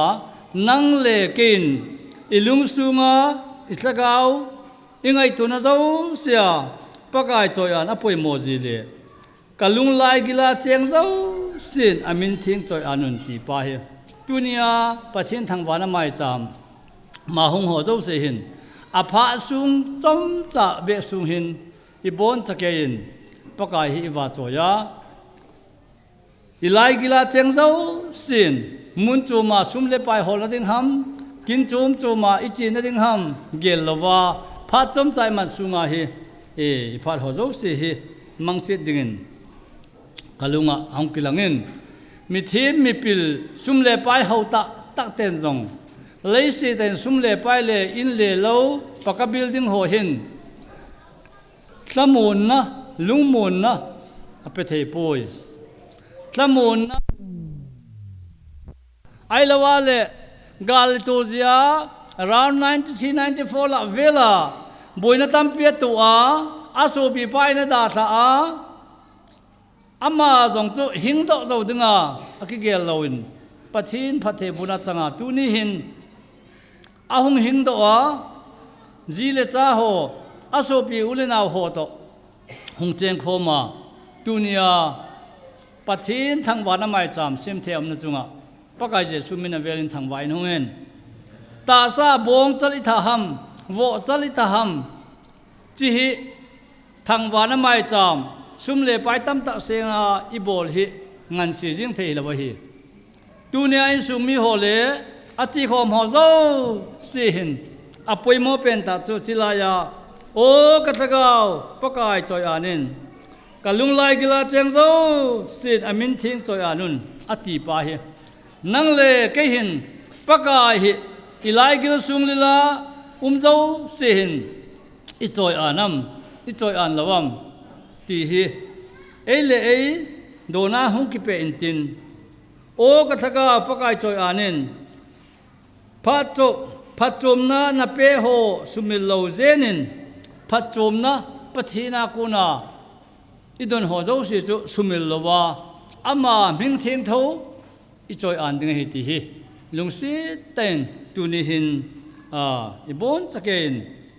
gel do oti ti chu ten seinom hian lang chu ting le thangwana mai cham aina to thonin mai cham chung chang chom chain hung sim dok ki katin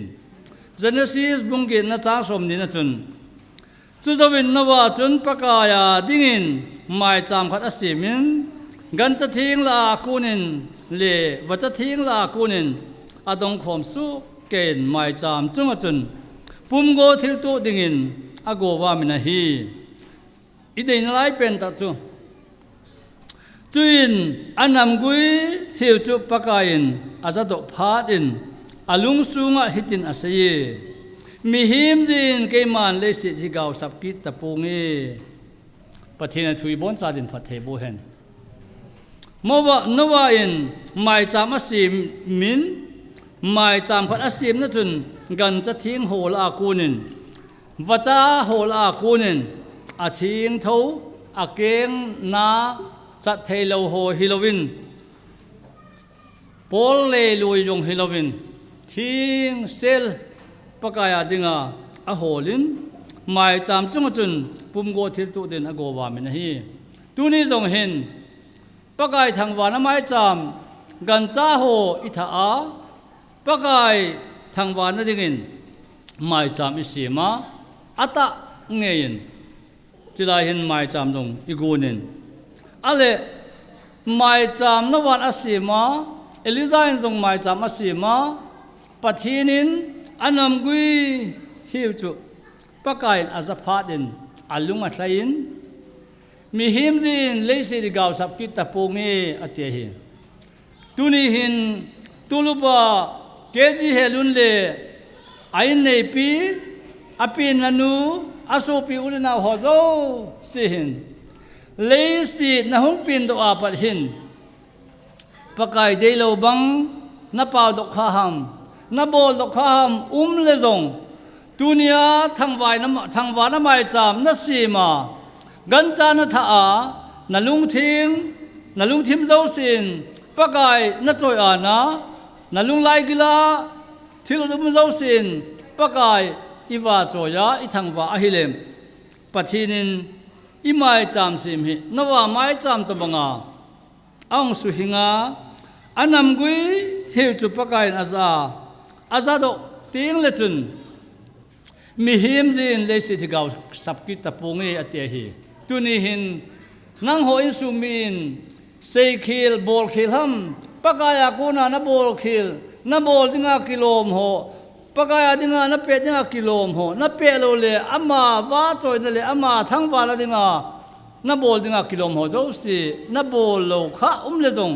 tunia kuna mai cham na sim hin pakai chun anam gui hiu chu azaphatin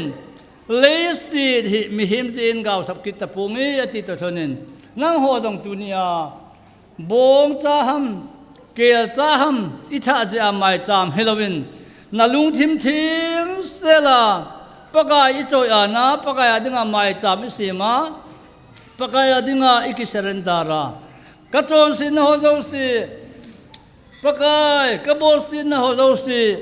ka to iza kai nalung kim lo na kapina pada kanu kapain ai vet kolna kuna tuni chen phada kabol khil ho zo si lung si ten e ngai da men lang dunia nang ma dinga mai cham kong sim hi lung si ten nam gui hi vai san sa a ke ho in sum mia dinga gaw sap talo dingin pakai na aga kong thai lu ta hi itia ngai hi ama ho bo Halloween mi pi ten zong I bon chake hin pakai anga itluta ito khil ibo khil le zong pakai en tunia mai cham anga to ho zo si le ama wa choya kingun imat ho zo se hin pakai lung sunga I mai cham sim na pa hi nang ma le ke ma he lung thing sela o pathin kabol khil na kasu khil na le zong lung si ten nai gai damin tia ama I choi ana ama iwa choi he apoi mo tak zetan hi o pathin lung thing nei pen la kasunga thilum zo si hi hung su thing thawin tia taw na lung thimai nei ngai hi ti chu chom chan kan se hi le athu sim ho zo si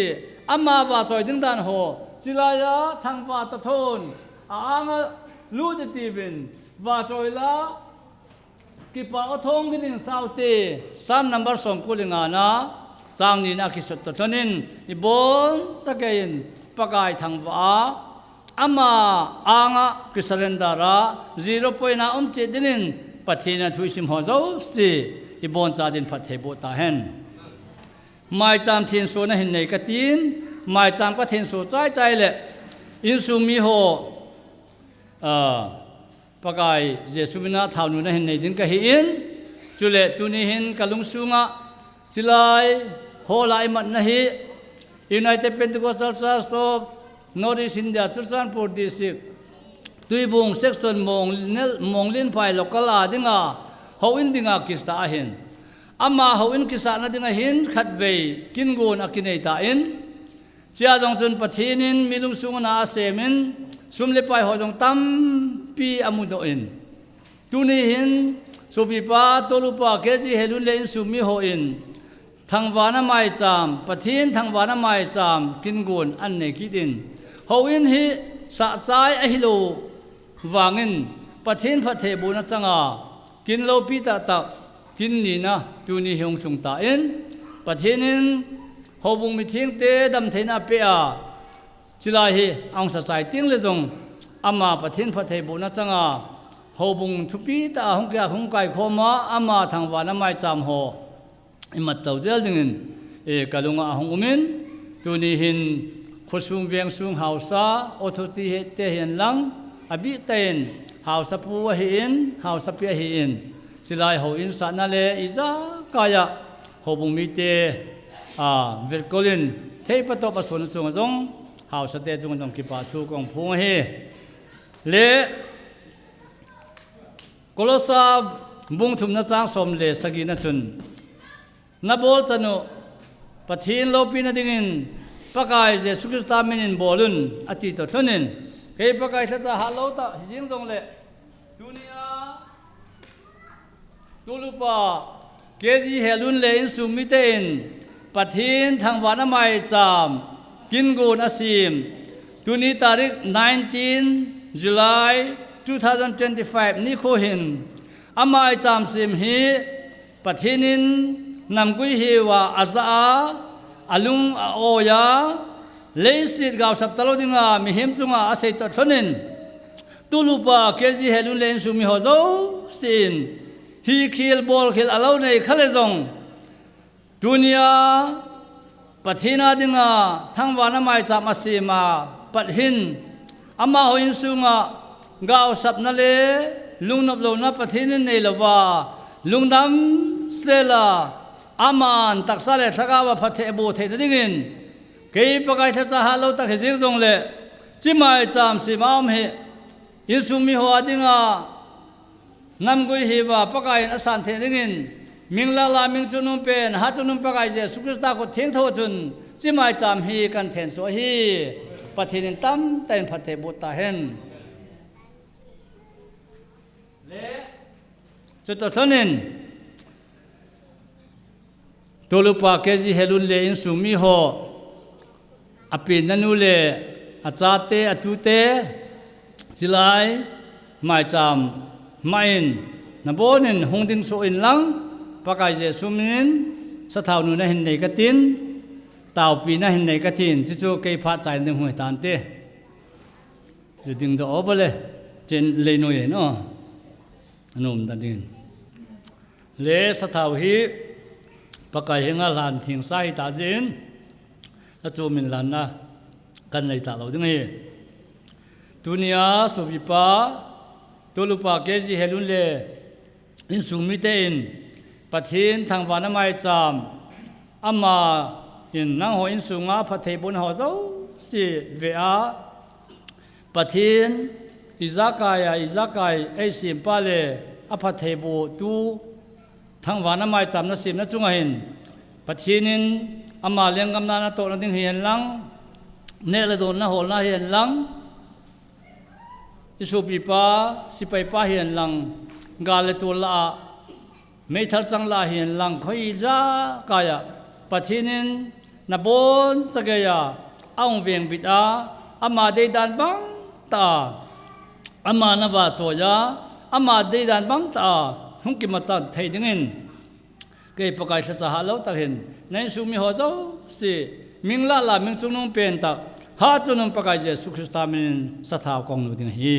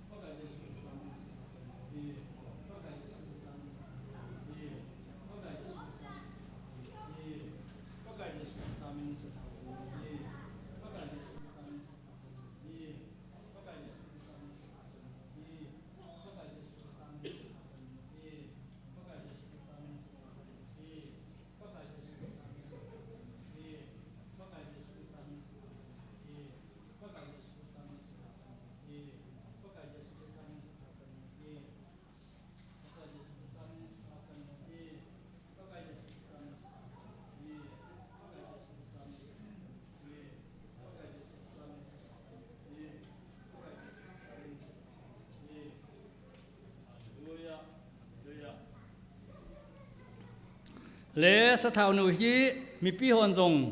อิสุเกดิงกตาสันินจักบุงงานจ้างสมเลทุมาจุนนั่งโหลาอนาดัมโลนอมาเลเขาอุปโภควินลัง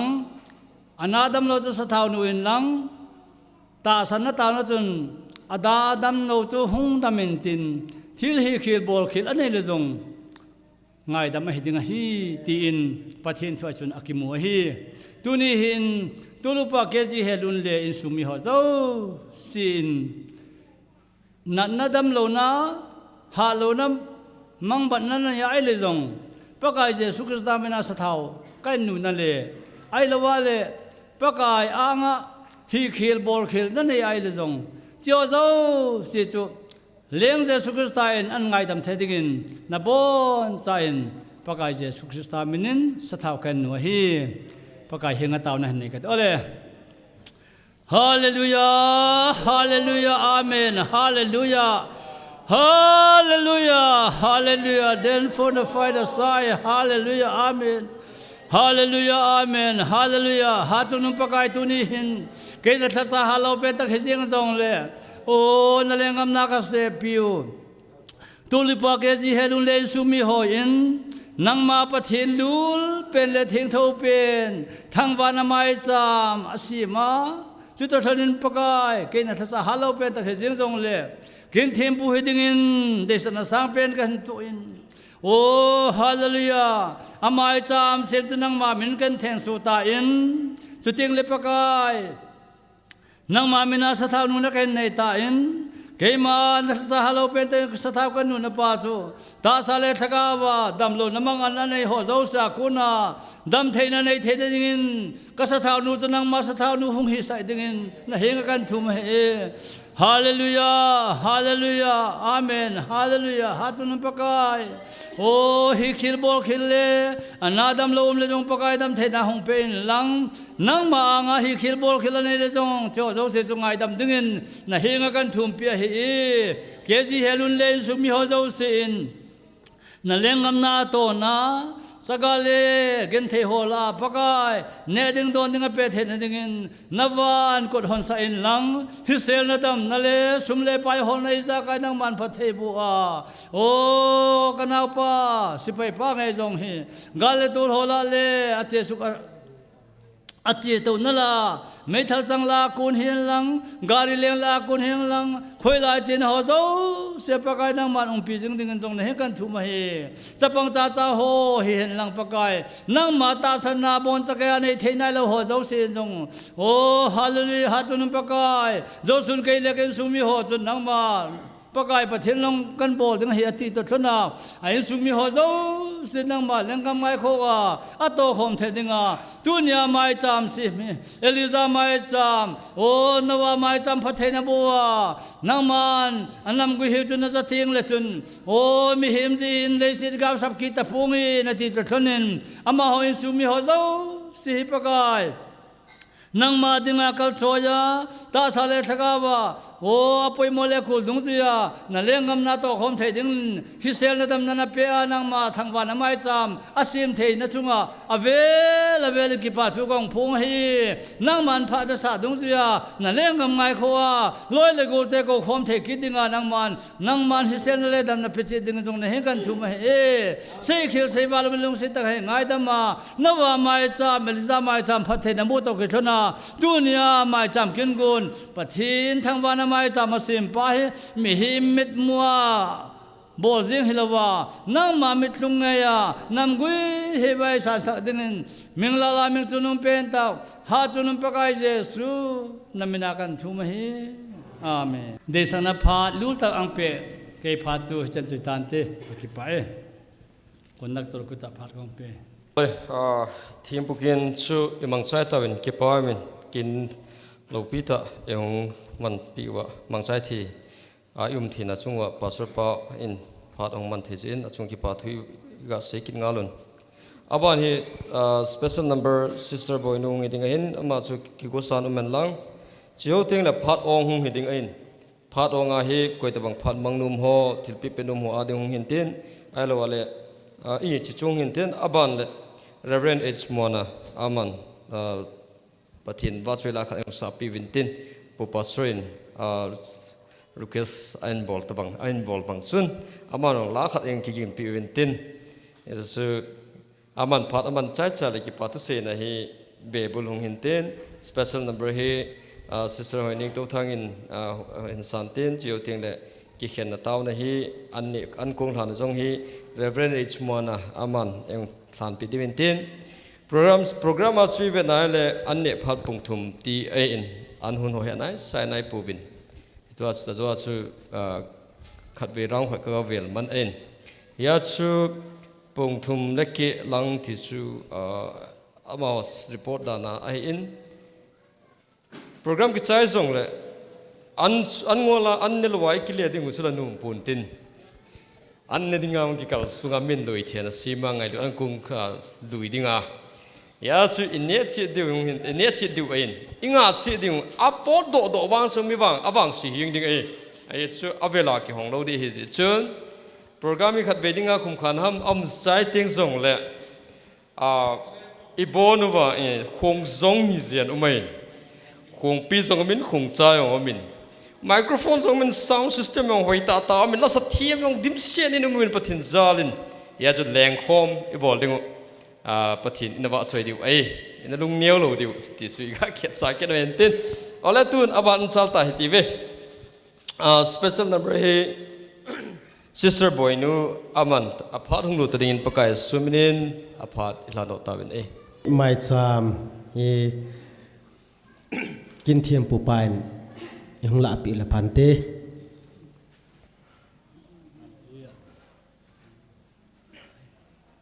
Ano pi bitu hingjing pathin kha se na je Jesu thang bai nung hen lang amen tu ni a hin ke hung ding hi jong leng ka changa kan sa do de in a ji chu sung mi te hi pha se in ka ki kim zo ji po vin mun som chama ma ki hi ji in tu chu ngai na na in ka hung ki kim vin ka naw te ho hi in tin le boy pu hi in zep ma hin ka kim to ji povin ji in tu sunga he ka kim ni pe no ka kim phat ta o hi ji hin ke ma changin hin sapong ka ting ka bon chang ke wa adin ane vin kan sa diu he ti chu mi pi te ho kan se kan he sa hin tun hong ding do vin lang pathin lo pi na ding in la tu sa taw te stereo digital Hallelujah, hallelujah, kawan sayuve pakan. Hallelujah, hallelujah, kathang vatruve pakan.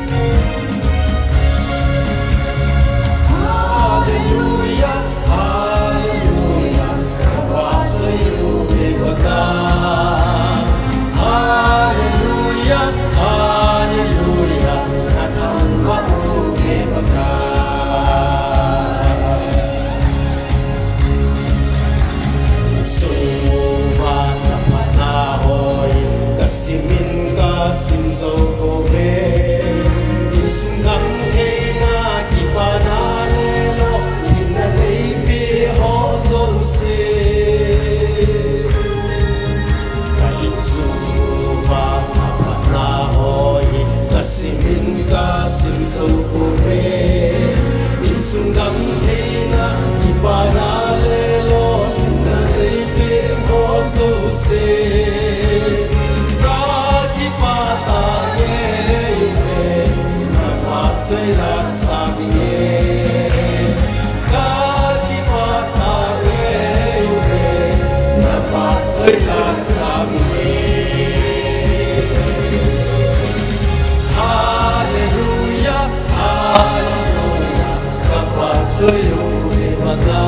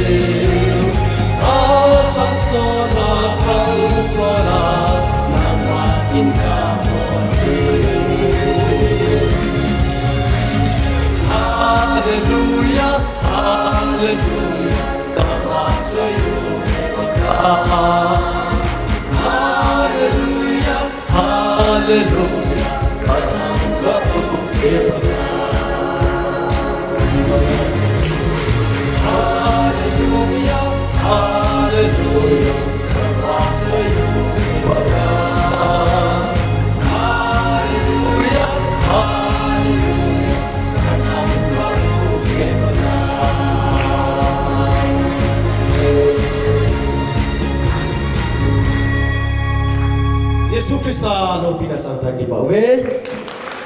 Amen. En sumite la sa thim ma jingwin anga ngai num omen. To sa thei ki jit abang jingwin. En sumite adia sister boynu lamkai na nuya en sumite lan sa na ju pathilin tamten phathebu welang mal som jing tawen. Ole tun aban na chi ki tai tivin phat ong heding ein phat ong a he Reverend H. Mona, Pastor Pan, Pat, and ama Spanish, it's a man, Mangentin, ama Parkitine, gave well din television, quite about Pat Omang Numzo say, Amanung as a Nunkitol, ending in Headsana, Kine, Tun, Reverend H. Mona, ama Pat Mangding in Igako. Hallelujah! Hallelujah! Hallelujah! Bagai Jesu lo pi hen isai si achum chi hin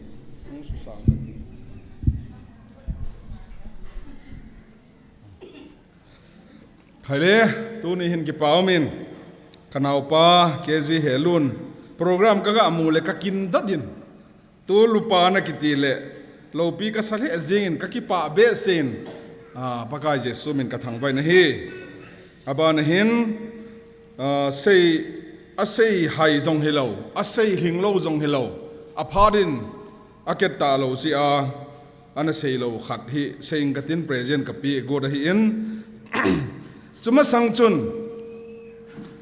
sectional pastor reverend el thachoi lo hi ei pawana thiam le jing in ki dang ka sa dan mar pau nginan bol de ham ka ti le ke sang in zong ei pawa thiam zo in lo pi ka sa le jing in pathian in mal som hen lang ke ho UPC pastor hoi apol gam kai tawin aji chu a ho bung min jong ga ge le chun united nam khat bo hi talo united pentecostal church nam zo se ko muwa hizia chu pastor ho jong pau ka ki jil jil na langwa ka choblop chop phaida na ka hel do le pol chai ke kharve phai sanjanga pastor vom ton len na lun puvom ton len ho to bir chona ka chiu le nawan hlanin pakka hi chinau cha hi na khuda ka hung ki hla ne ati le puzam soni na ning lang khara kona vom ton len I tinau hlana na hlana nang le nang na ki hlan ta chu le mate apol gam ga hi tawen ye chun nei ne het thim ke yong hi ipi pau pen ka thep ham thi het talo toy la ka se mai le mizo pawa la ka se ma ka ki sa a tha do pawa ka se ma tia chu pol zo ta ke yong hi ka pin pi pawa taw na mang thei talo lewa ei ha hi UPC hi pathian tang vai nom hen adang ho hi nei na he thiam velang ama ho bunga ki sei chu ma ei ti hi ma kamit mo na kan ga sei ba hi khale hiwa program kamwa kon hen kaung thuna kon in kalung thim hi ki pa na gu khat ka nei chu kanau pa hi tul upa anai ki ti ta ka ti le kalung a thai be se jingen a hin la le langa ka gel ki dai le mal som na don te hola a sei hing lo jong hiloin aman phat a ket lo ja sei lo khat lo pi ka sa ma ma jing chu ke hin lucky draw hi kan kat to pe ho bung zo sen jong ei del khum ipi society lo eta khat ve cha ka mat kha lo kanau pa hin sang khat hama aka celerio an mat jing chu chi se ong mai cha ma siam the ka ti chu ke le ka in nei pi service loan a celerio kalawa aman sang som jong to lo bia bai lam thera lottery ki mat chu wang nei ho hi mi zo pa wa sei di le bo rong ngam deu hin wang ani ka ti chu na pastor pa ke ni 99 na kona ki zui ke tawin ke yong gol hanga ma jong a gong gel ke la mol kang to ang number phone ani amai ki ti ji kan kaung ki zui pia la kan sa khomu ama hi pathian lung se na to lulun hi nervous ani lo jin ka ki pa pi na hi ke chu ki phalama ma tha ka jin na zo se wa ki phalam khat ve I pisa cha di pi ki phalam na sei ham ka ke ki phalam za za ka hello ka gel za cha na ka hello ta hi ka za cha ji a di na ke ni hi dialogue ngena na ki khen ke ben tu ong hi speaker dingai ki ko le ma hi aki on na le pui ka go da ningkum masang boy masanga kharwe hing sia speaker a ka chia la sa ka pui le kile langa chu go zuwa zan khang lai pia kong kile wa lampia hi gari kan khama lun ken tol tang de henge ka ki khel ku mu ke ni ki vok dan na ba no ai wanga ka phan ma sau chu ama na sei banga ke phai zola Suzuki bike second hand la jong fourth hand agit ngai dan to ati ko hiwa ki start le hiang zanga ki sa dio ke ni la ki thupi sama ma ja ka upa hin alai ka vai no ni alai ke phai zola ka thai lut ron chu ke ni chu mi do sin ei ngai sa ni ka ki gel ki no ja hin kho ka man wa hin pathian ni namang phathe boin ke ong phathe boin a hin la tu nia hi minister pan retire an dile mi he lungdong mai thi ivet le chapang thim na lai ti di ke hi ningkum a chu voluntary retirement a kana po dai tan te se ho he thei dinga voluntary pension na voluntary pension ding pilang khu kabeli nei le ke hi ka spinal cord operation size in kan zo ta po nei le ki chol li ka thuma kau sen boy ko ma heu le khai ji pyo ka ti doctor sen boy I head wo hin na kaloi nu chung che da hi amani u cha hin kaloi nu u a chung che da hin heu kanat na ji tin voluntary retirement na hi ka ki thum go re dai ka pot go re ka tela ka ji ule som le thuma phain ko sen boin as talom lo min ta san bon te nga be pai te tin giet ka ji ule tu nia pension the ham ka hi kum som li le gu ba pension kai dai so ke ma langa pension ta ti ya chu mi lung don long na dinga ka ga se hian lang khale sei leng pastor ngol ei ki din UPC pastor ho hyang ngol the ei ki ti sang nga do tange ka ki pa pi be sen kanau pa lulun hi tunia programa tul upa kezi helun le in sungmi te pathin thangwa na le ki pa na mai cham kin gon ti hi tunia amang thailo tam to ma hin pathin hinga ki pa thu se na mai cham ti zani masalang ham ma konin ka ki ho thonin phone a thu ji ding dan te ho ka ki kum do ven ke ni na ken jong ka de dan ka sen ama no de dan a sen pha asa pen hi dinga ko hin ka lungal haye a thu jong ho ye pathin ni namang tam ten phat thei bo hen lang ama poising ta hen lang ti hi ka de sa na ka han hi hen lang tun puni sil sa le nu mei ho hi amo wang phat dang khat kan sei di chu sap officer khat sap pa kharin ziane le aji chu sap nu hi le tong ko sen bo ko ma hung ho khun ko jem si ko ma doctor nu ati house sapun ziane ai le aji chu house pi hi ziang ai wanga pasal ho ka wang si danu nu mei nu doctor hi aji pa hi lo le doctor nu ji pa kiti khel diam nu mei hoi mo wang phat chu ya chu ai lo ai le SDO nu ji pa kiti khel chu ya chu pasal ho ka wang seven nu mei ho wang phat jen aji ta hung khom hen lang ile pante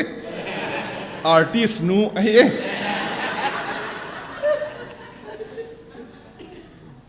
anin pum ga silping katin pakai yesun na mau pui lang phathe na mo jing he no amen lim khalwe ga kilaw nge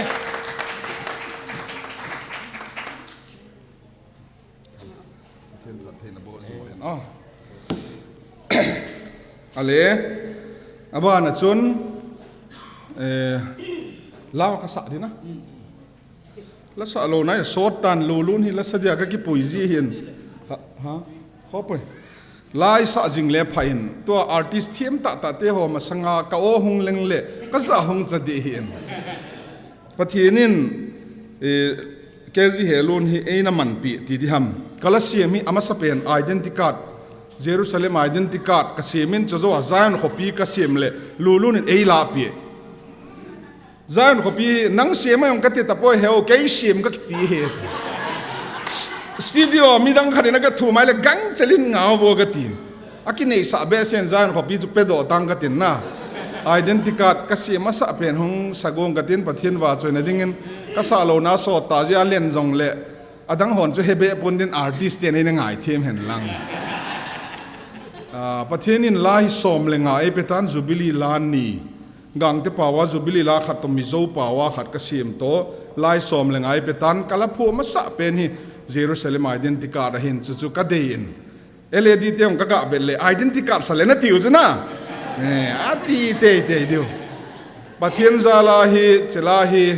speaker state chum Assam Nagaland Mizoram Burma gya kho ka sa pe la sa ti teng chu ka sa num pe na kan sa na lai de he tu niong pen son nuwa kan sa de he check play thei diom deo identity card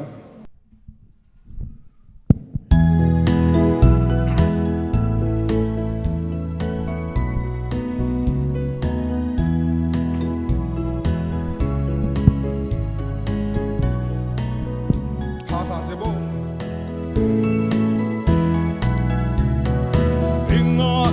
Jerusalem gamno Zion sate in pinom chu in nom chu il hun ting le ki pa in pagai va choi ding lei se tinan amu pha lo lấy xe thâu nan a cho thei lo Jerusalem identica inei ta ve hallelujah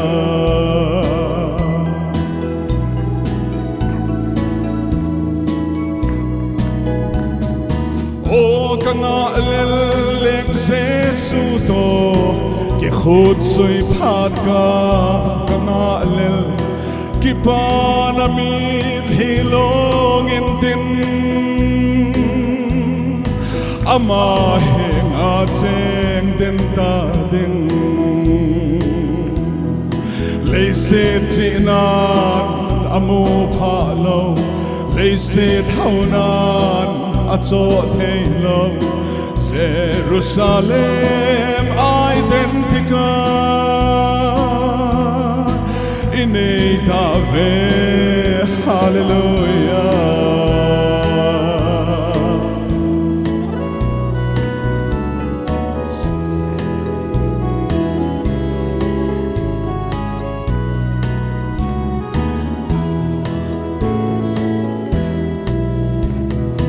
ahu hinna thil pin hagau chu van noi mi din ngol hoi zong le ta san te dia ikan ahi ki pa in namute hallelujah lấy xe chinan amu pha lo lấy xe thâu nan a cho thei lo Jerusalem identica inei ta ve hallelujah pagai Jesu lo pina chan kai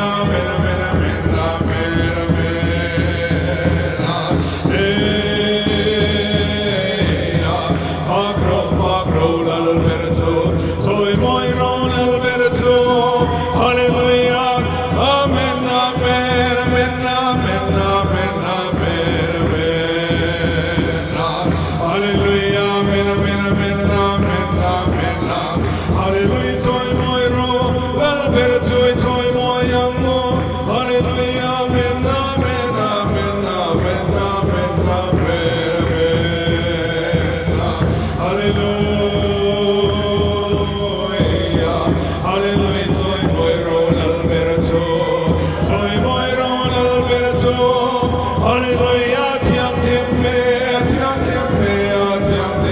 hallelujah, hallelujah, mena, hallelujah, rompui rose, hallelujah, soy moi rolal verso, hallelujah, mena, amen, hallelujah, amen,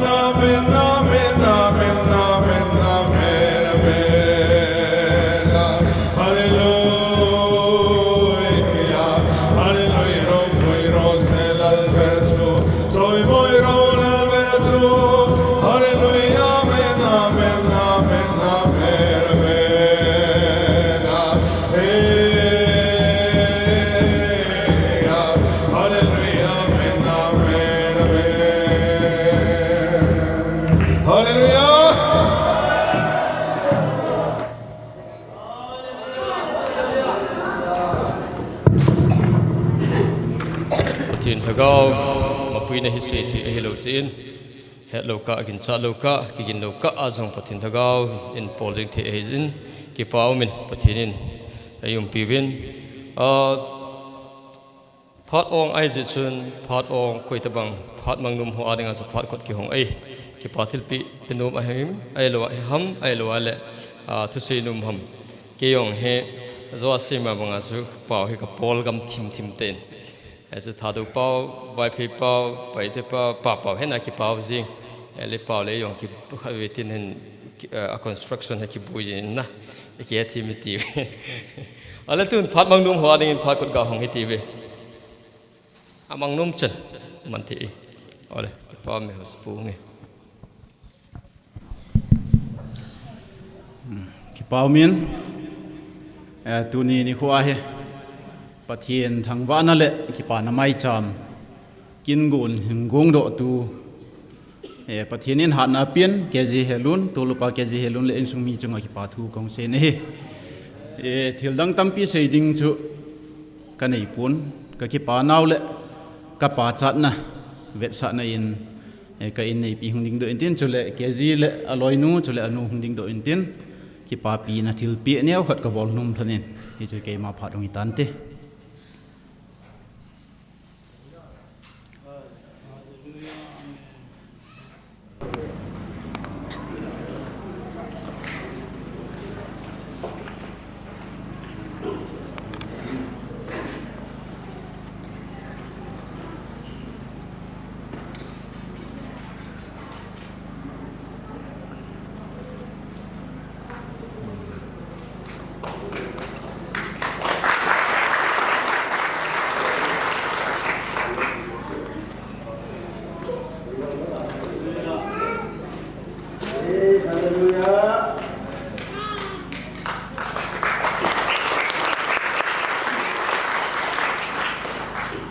Pi zong le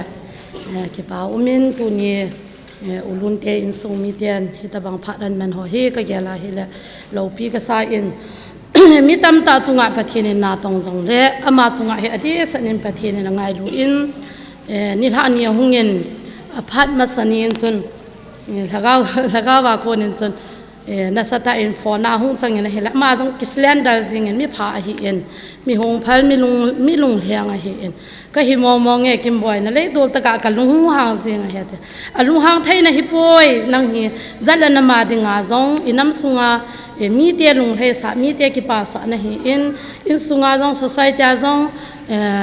ho bunga jong na poi mo na ta me tin ama jong ki pa ta in pathian thu don thimin awan ni thani na chu hitabang thung ponin chun ke jong mi hem hi na in chun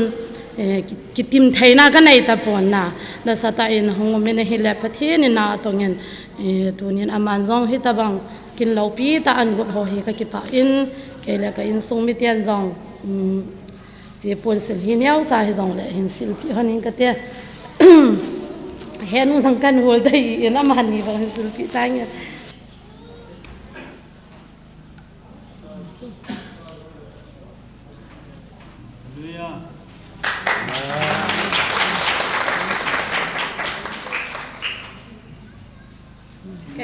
ini em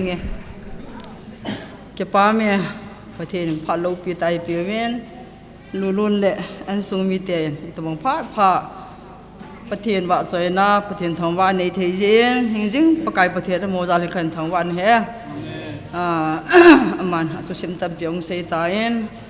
ลุนฮิจูกะลุงเซียนไอวางินอิมจาก็ตัวพิโซโปยินกับพิโซโปยินอิสลายอังทุนากิเป็นเฮน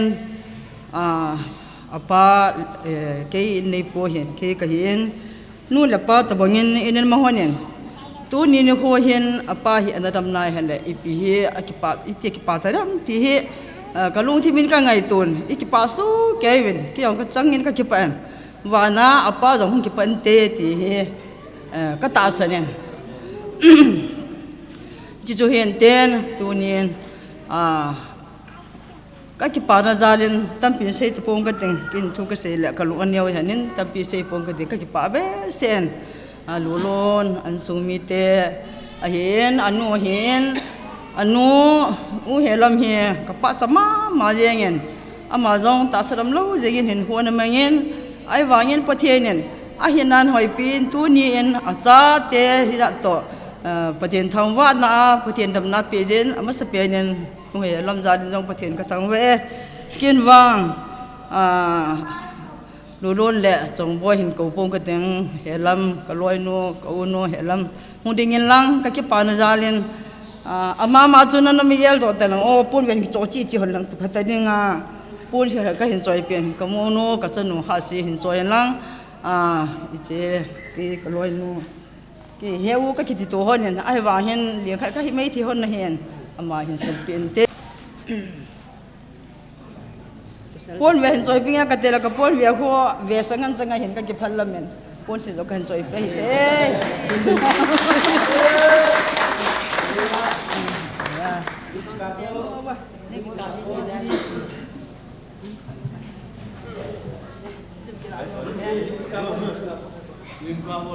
ล้วก็ถึงว่าจงบ่อย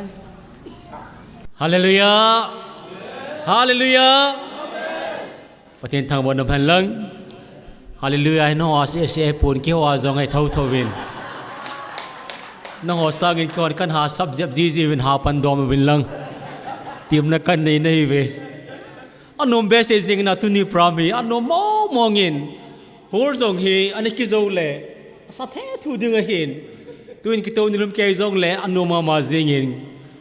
กิปาทูสังขสังนีก็ใส่ดอนมินอินโซเกลำไก่พุทธใส่ดานเชียนกี่องค์ลัยมองเล่นไพ่ขุบพัลายตาเชียนกี่เหตุสาตาปฏิทุเสียกะหงขว่าเกจินยิสุเมนาบปตายบอร์นเอซอลวินก็อิมุทัยปน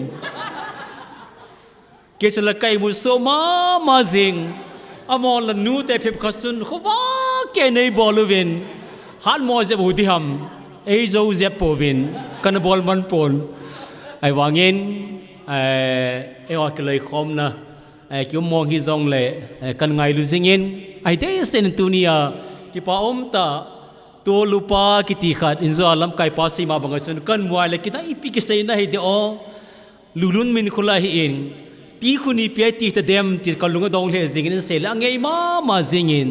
ตัวลูปาหงสันปาฮิโลปีก็จะเลซิงินประเทศกระทังเวงตัวเนี้ยบอลลาพะเป็นตาสุกิปานไม่สามกิสิมปาฮิหอยมาซิงินนะกระทานมเลซิงินเกลกันสุมีเตจงฮาโกนักกิโกโนเฮงไอตุนิชิวพรามจัดชมเบคัดสุยพิฮัมเตเลไกในปีไดรเวอร์ลักปนาฮิเลงกันเนวเทซิงินตุนิเฮไปกิลิซาเลวันกลุงยารุเสียเบตัน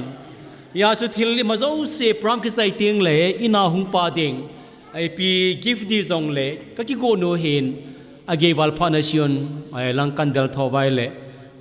ชอจงชิวกันสวยมันตะปูเวง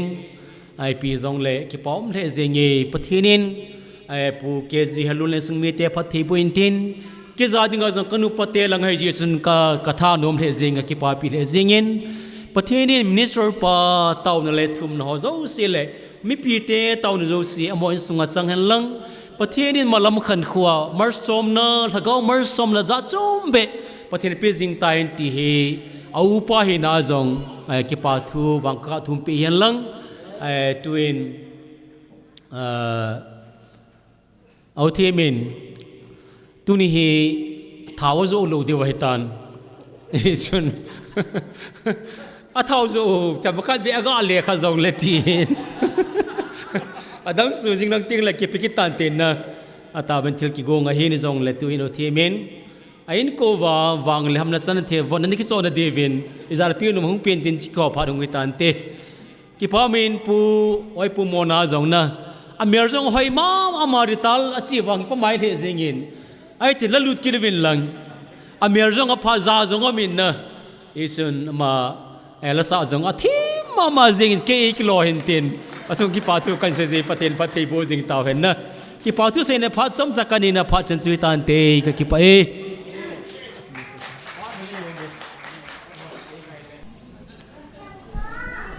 วันเล่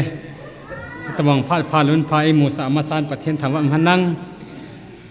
มองเล่นพายUPC หุ่งดินโดดานเฮตัวทอนไฟหุ่งดินโดไอตาอินตัวนี้จะน่าเห็นตัวทอนตัวที่ไฟจะน่าเห็นประเทศมาสอมนาจาลินหัวบุ้งสังะคัดเวลที่เห็นประเทศจอยอันนะประเทศทางวัดนะประเทศหมายจามที่เห็น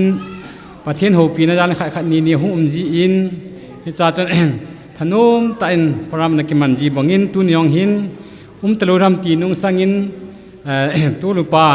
เกจิเฮลุนี่ตะบังประเทศทางวัดอันบอดกินเฮลูปีกษเลยังอินมาจงกิปาทุกันผลหินเตอายุจุแนวจากการเสียหลนั้นจุจะปังจากกีวางินตุทานไฟปนาฮีหูบุ้งลำไก่นักกิบหมอปุเปะจนไล่เห็นเลี้ยงปียองฮิตะลุเฮลกิตยองเละปาเตดังหออินเบชันตาเวนลำไก่นักปุหอมปีหอน้ำตะเห็นทุทานไฟปันเห็นลำไก่กันตัวเห็นตัวนี้จะน่าเห็นเฮตบงอาทุนงประเทศทางว่ากิทีอินงาตบงอันโบไอตายเตียงกันผลต่อนมเฮตัวนี้ยังงาจันน่าตายเตียงไม่ปีเหตุนากันผลเห็นตินที่เห็นกักิปอันเกี่ยงขัดเลนินอันโบสิแหละให้จนกิปานยาเลยขัดให้ผลกันศิลปิบังอินตัวนองกันเอาปาเกจิเฮลุนเตนมันเวนีอาจารย์นายตายเกเหตุดานาหิอินจิลายยองเล่ตัวนี้ยองเห็นกักิปอินจะกินยองผลขัดเบะเห็นศิลปิงติจูกันผลต่อนมตะกอมากันเสียหินตินแต่ทุกทางไฟอัปนายหูบุ้งดิ่งตัวมีงาตะบงอินประเทศหมายจามให้อันบอลเหตุยองเห็นมีปีเหตุกันผลตัวเฮทุกตัว local chairman นั่นผู้ปีเปล่าจะว่าหุ่งดิ่งตัวมาเงี้ยเป็นจังทุกทางนานตินเลกิโลเมตรประเทศทางว่านันบอลเหตุยองกันเสียตัวนมเฮจันจูเห็นตินกมูนุ่งดิ่งตัวอันตินเกี่ยงกมูนนแหละป้าอามาป้าเตะเหตุตายเฮลุนแหละจงไว้ของตันตินปุ่นศิลปิลพันเตนาวเตนิสุกิหัวพัดใจนะหินตินที่จะกันเสียนุ่มจะโยนแหละมีปีหัวเฮ็ดที่น่าจะโยนกระเสียจ้ะทุกทางไฟปะนายตู้นี่จะนายนะที่ประเทศทางว่านะเฮมีงาอินงาที่นั่นตันนะถ้าบอกว่าบอลเฮ็ดมีปีเฮ็ดแทกันผลเฮไป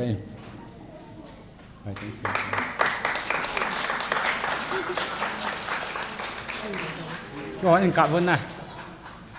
นาวเตนิ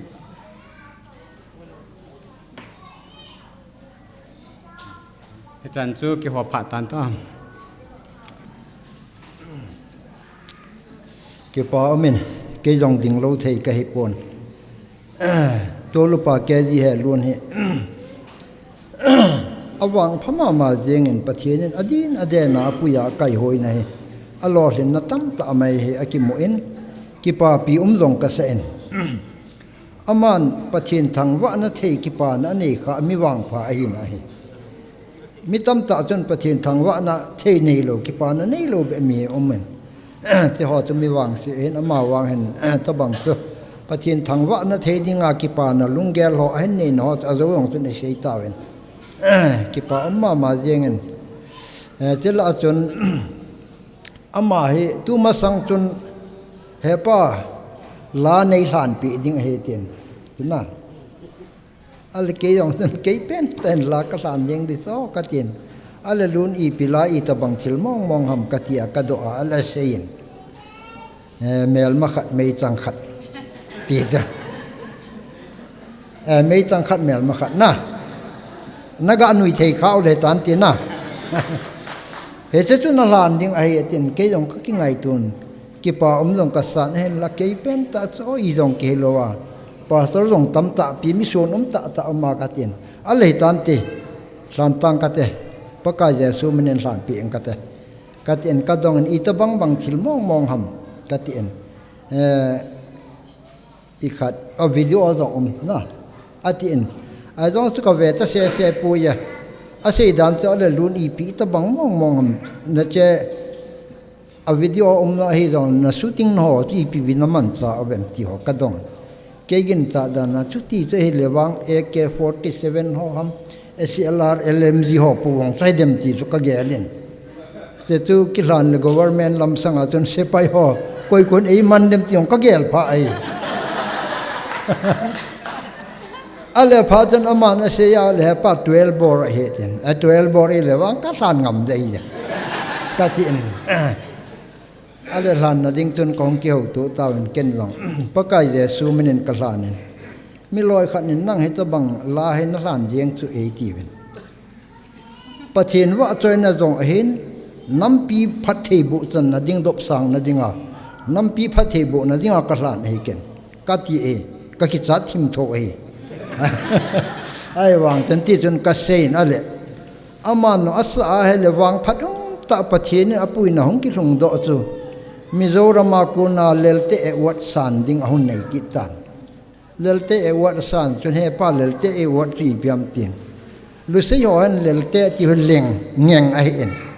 he che men na cha bol a hi je che chun san ni e thil ki pa me ti dong chicken ka sen aga chi en asan ong sun na chun ong wai lun na chun so pipa wai clip lun neo to a ina ka ki su tu ki nun pathin he nga ki pa tu sei taw nong ka ga man kin ai alo sen na chicken ong tham khat ka sei do no men chu dong la ka doi ka han nong na het the na dio ga sei ye he to bang chen en bol aban a phat thei bu na pathina ku na chan ho he ong kilang pen tu ni chan gein ho bung lama jong ama mi phat chum a hen lam kai jong hong sing ding a hen ama he lam kai jong hong sing ding tu din mun ta he ke ma mi him hi na awang ka ve na he le ama he lam kai ding en ho bung sunga lam kai ding a chun a qualify ne ka ti ta ye pathin lam sanga chun pathin na sei lo je chun ke ma lung ge lawang ama ho bung sunga jong lam kai ding a qualify en tu ku ma to lupa ai ya le kum kil le wang upa he tan te promotion then te ti jong kinep na khat ka ne en he te je chun reverend ler than sung en ase ya le Jisu Masi ka nam pen ta he ati dana chan ken nong tu hen min dong mo ane le en nong mo ki nei tho hen ka mo nu chun pon khat hen choi hen lang ke hon nong tu li pa ke ji hen lun le ai nei pi chu pon ka sil sa dio ye pa ka je su min na pe nai ga lu lun lai hong ding nang cho boy la lai chun hong ding le tu nya he arong di jong he arong za chum ka nei yu hen te ngai lut vet sa na green rong lắm này có cái gì xuân phật thì nó bội tiếng hoàn toàn là cái gì lắm hallelujah các chị pa ơi con tự ta lim lạ răng cái din lâu lệ cái lùng thìm nôm lâu đi trên presentation vang cái này lâu hết thì chú công cái surrender mà sai gì nghe aji chú ni thum ma sang chunin phone in ka khup ka ta kha yen ka chat thei hin jing ka ko na ni la sani in sunga chu ka lung han jing hin anat dan chu ka ti hi ke ji helun phone chu ka hal zap in ka hen special line mong kan ko la he pa tin kum nga alhin na kum nga he thani alhin na chen hin ten phone hi ka ki phone kha lo we ki mo tu le hai hi hai jo le hai hi yang tu chung in phone mong chu special line mong in phone ka ki pain to bangai pathin ka thang ba de hetin i mayong ka dong hin hingi a se yo si hingi ka ti tu yung ka chu hung di ka ti la ka ke na ti chun ka ki phalam thim i ma choi lo ka hung ning ji chun mi thu se yo se chu ka ngai le se be ding mong lo na dal ha o hin mi a chinga them la mian lang thu la mian lang a hin chai yo nu nga hung di ni thil nom hi lo we ai jong le KG helun A ko pa ala sial lo na dinga chu ko hung din hin ka ki pa piwin section Gambia Sunday School Department ka to khom pi hin ke ho department na tu le tu din mu kum ni sunga hoi pen long a hin amel he chi ya le jong hi ki le sa thim na ko mom jong le lagaw noi tan pui hoi ting la kili ma sa pen yong hi ji hin teaching yong a themin teaching kala se so bol ting kilip na ding la sa thim ta hi ye chun la lang ne he do jin a chon si ne ki man ji lo we ki ti le hung di pen ding hi department yong na sa ta ka phat chum pi o hin tu ne hin section Sunday School Department ho jo seminin a chunga ki pa thu ka hin phone huian lang chu le tu ne thu ki ngai chu a ki se yo se cho hoi ka san a pu pau ka hi te aung ding pa thu se chu thu pi ka san to bang kina pu te ho lem na thuk cheng ki se do chu ka ja ma sa pe ne KG helun tha khelin ti ngam chu lai pon ei ko ho la tha khelin ti ngam lai kit pon ke ma mi mal ngai tha na ka ja ho la thu pi ka sa ye na chung ki pa thu ken se hin tin chu le tu chung program he local hin ching thei ta na se mo ben a thieng set jeng lo pi ka san local chung ayong ki pa thu ka hin se hian lang kanu thu sim ho gal tam pi hindo cha ya cha hi ja hi boring se nan se lit sa hi thu pi ka san ke bible hello pen hi yong lang cheng khat cheng ni bible thu in seng ka tin Joseph a thi di kon chu Joseph hi kanan gam mi hin pathian nam len mi hin thi ding a hi pha hin a cha te jo se le Israel cha te jo se ko khomen ka thi ding a hi tai tu le tu din munin ai gupta konin apui do ding mi jong le phát trong khát dấu tiếng bắt hiện in ai gupta gama cô na he kanan gaman pui thâu thâu du mi khát hung ding hiền các gu các chàng dấu si hi kanan gam na hụt đi về bác ai Giêsu mình thằng bên này mình các xây nôm bền chỗ các pa hiện y mà sao này hết lô mấy thế KCC nó thi pingam giống mấy thế KBC nó thi pingam giống mấy thế kanun giống nó gel khá lô mấy thế thulung gama chân cái he số gen thế ahin thopia mail he gala hin naga gala hin gal jong he sim jo lo hin he cho jo si la tu cha jo si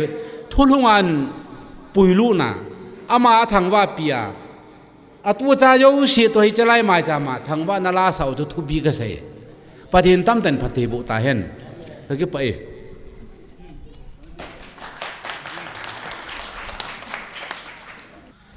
ka ke pa in tu ne hen ni khat mong len phaya ka ngai la ka pin hita bang kin gun a omen nong te de he tin sen ka pa nom lo ji sun ka pa lu lu ne ke Daniel ka he in Daniel lun go len ka he in ke phai zola pastor hem ko pau pa lim pen ka he in ke chu san pura na jing ka he in ko khat na hung se len ka he kapalulun ahin kapi ahin insung ahin au chu chapang cha ki wangen ko he thei aki tain ka ki khen wang awin ki ho insung dinga jong ka bel ana hi wa hin mun chum chuma kom pha wa be jong ki khen chin be set lo lai tai kanup la ka be aka man thei na lai hi thau thoi tabang khat chu hin hindan gen thei ta ha sata a chu agam ga chu nemai mai jeng kai ben ông chen lút vàng vin aki thu pi zo jong ka om di po ven ana cheng so jong gep bit bet ông lút ho jong gep bit bet na eta so gam ga all a kilo thei ha ma kilo mai mai ka he ven anu langa he cha apun asam zek style in aki bolin asan pi pe in ade aki kanen pheng langa sum lo mai le a chi su jin ka ven he le la sa ma lung lu je jon ama khat ve le kyong lap sanga lung lut mi ka hin na ama wang kha ve teng la wang me le la film la ho la hung zau ten ti ti kanamu hin a future ding chu ei ma chapanga lung bial ding chu ahin la tunia ka sei do nom si piam ta hai la ama hai pathinin ada sa ali le azam go jong la atin ki na ali le hitabang din mun dinga ali lu de ti pakai jesu mena ka phon do hen he tunia hitabang pathin thangwa na mai cham bol dinga lunggel gun la na ki nei chungain keman ka ven hi ai jong le kadat mozin kapalulun hi EPT ki man sa mo nga EPT hin kho amana kanoi sina chu hipun I mahilo khatin hichan ge apha theham ti pa chu kai ven hi ai le in sunga minu taw na hat na zale mi hemen hla sam na tampi ki ne han lang zo le hla sam na muna ko na lumden lowa thodo ki ji chu a hi en ya chu tunia lumden lowa athodo ki na ahlai hat apan hat jing na pa chun tuni chan ge hi phat theina changa hin aman aseina in zolang jong aphat theina ho sim lovin angai chat be ho asim be jing ji in hau anaki sapun ke hin hau ka sa khop se dai tai mai phun dia la ka le ho se da pathin ni lang ka ho se di jo ji yesu christ tai le ipi lom na dei be ham ka ti di ong ki gol da an ko lans ale o bung khat za di chu akiwat khat wang o me angai chat lin ta khat om na lai mi he mit mu dinga angai chat imu pi na win ai mang pathinin aphat sa lo jong hi mai the ya chu na lung neo lo di pa na chu tu ni a hi pathinin go chin jong hi chapang cha ki jong la ga sei saw leng go chin jong pathinin APA bawin ei ma kilap thei mana cha ki mo nei nei the ai pu in pathinin nakin cha na so na he le pasal ching dinga jong na sun tinga la nan pi de hi ya chu na lung neo lo de hi pathinin na phat thei bu noi sim jing in lang la chen tu ni a he lam kai pu in jong ta pathin hinga ei la an pi na hlan ta em ngai dam na thum pi in phat thei na thum pi in pathin jong lung hlai tin pathin a lung hlai ti nga he le aban ding pa aman hen ke ngai to nan te pathin na ngai to lu na chunga ei ma ila sit na ding le imui sit na ding ampun pathin na pui na hi kewang asang wal tai ka ti hi ya chu neo na ki sa lo ding la sam na ki sa lo ding thinglal na ki sa lo ding pathin tam ta in na satai ti chu ka sei do pi no me nei yesun ka ki pa in kanu neo chu le kanu neo hitan kanu neo hin za sa dang ka pi le ka pa he aki ko hona pun kha ka asil pi no me kanu neo chu no mo na sa da en ten kan hop zo puin ka pi jong pun ve tu ma ga bol pi the ka hop zo di pun ka palun to ka pi hun ding do an ten no se mo nei niam tel no se nei ni ham ke ong ka ji no kan ki pu ka pi le ka pa hun ding da ka no ne no mo na sa da yeng hen la pa na za la hin pathin ma bana pathin na bu be na diu mai en ten isu khiel sei khiel naw au ma yong le pathin ngai da ke ma phat in la re chan so tan te ka ki pa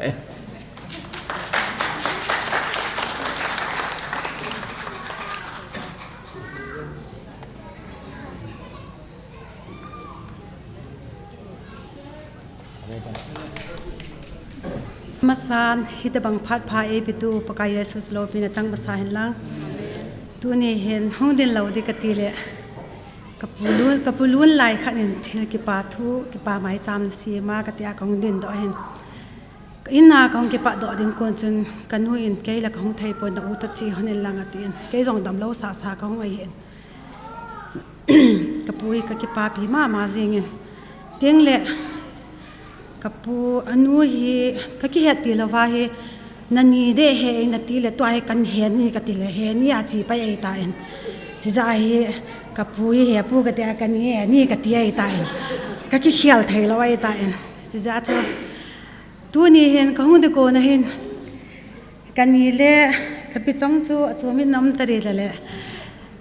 kan ni le kapu hi ipipon ka selfie de te oi ka chi nga le he le la ka ti en ai wanga ka ngai to ai le ahung zo se kon sai pi kho ne me sai pi kho pasal sai pi kho mung po pi te de hi in ke wang UPC hi na Pentecostal hi now nam chum pun khat ka po pi de ka ta kang ki go da hi in ai za chu kan ni le ka pulu lo nong ding don den ka u hong yin ten ga sil pi honing ka te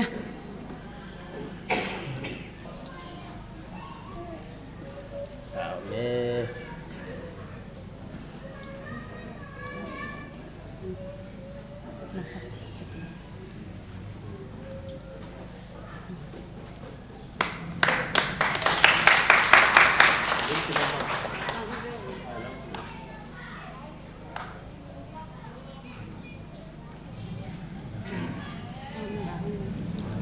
mà phát sinh ra thế sẽ hiểu sẽ vào mẹ bắt thiên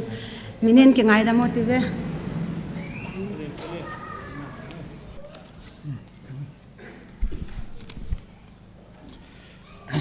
ki pau min tu ni kanau pa helun in ki pa na mai cham asima howung mi te hin asupi ulenau ahumi ho mi sa di ko hom wa up thi ai ji win i pau pathin chu ama sa penin thangwai na changta han ti hi kasinu min ibon wa i het so ke hin helun chu kui ham ama min hi thang piai thang pum piai het no hi mei chang khat mel ma khat ta ki he hin ma he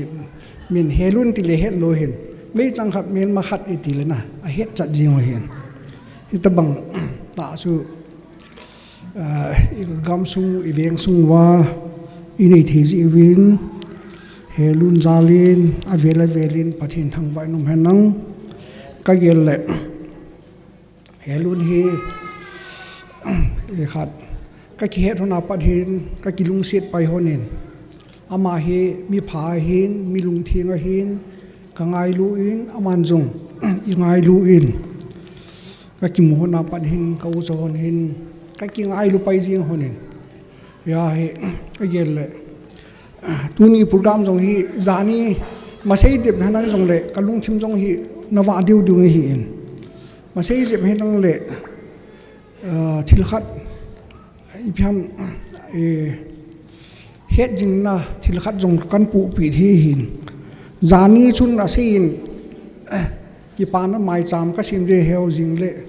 ina nong de hetin ala kyong sun ki pa na mai cham sim bi ti chu ti yong su ka het chin kalung pya aning no hen hun tamang khadau min hai le sun tu ni yong sun kin chum sun tam pi kin hi kit le pha chan jong ong ki del jo pu in hi jong le helun hi ka sei banga hi mi pha hin ki vop pi nu ma hin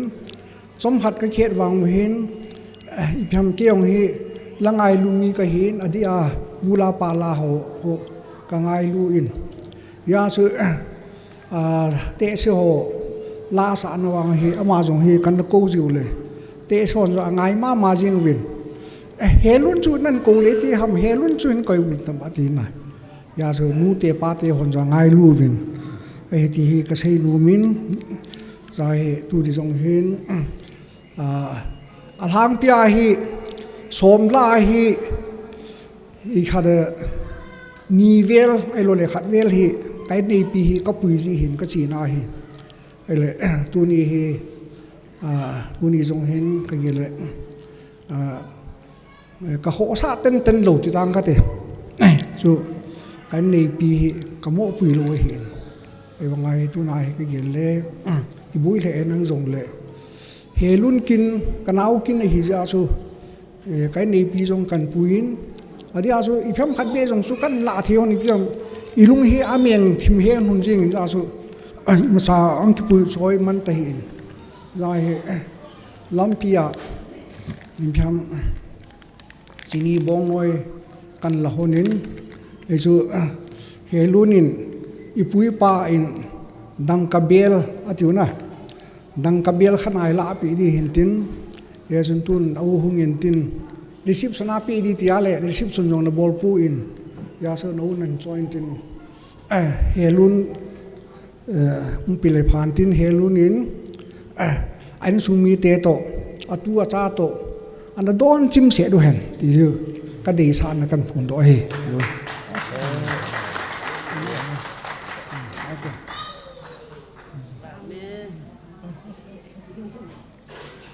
ตัวไม้สามัญสินพาเลบังสุทิลอากิดังขัดวางมันกิปุตันเตก็คิดไปสันสุตันเต Ole, talo hintin ki pa me phat ong khat wedding in imang chai tawin tua he aban he ki pa thu se no heding he tin laya hung to hung ho zo si he I khop ki ta diu ka ta sanin khat ve ding hit ding si hit kyang in ding si hit khat ve ki he nem ta diu ti relax ta bang khat ka bol ta diu ti 10 second ping 10 to 15 no que você não gizio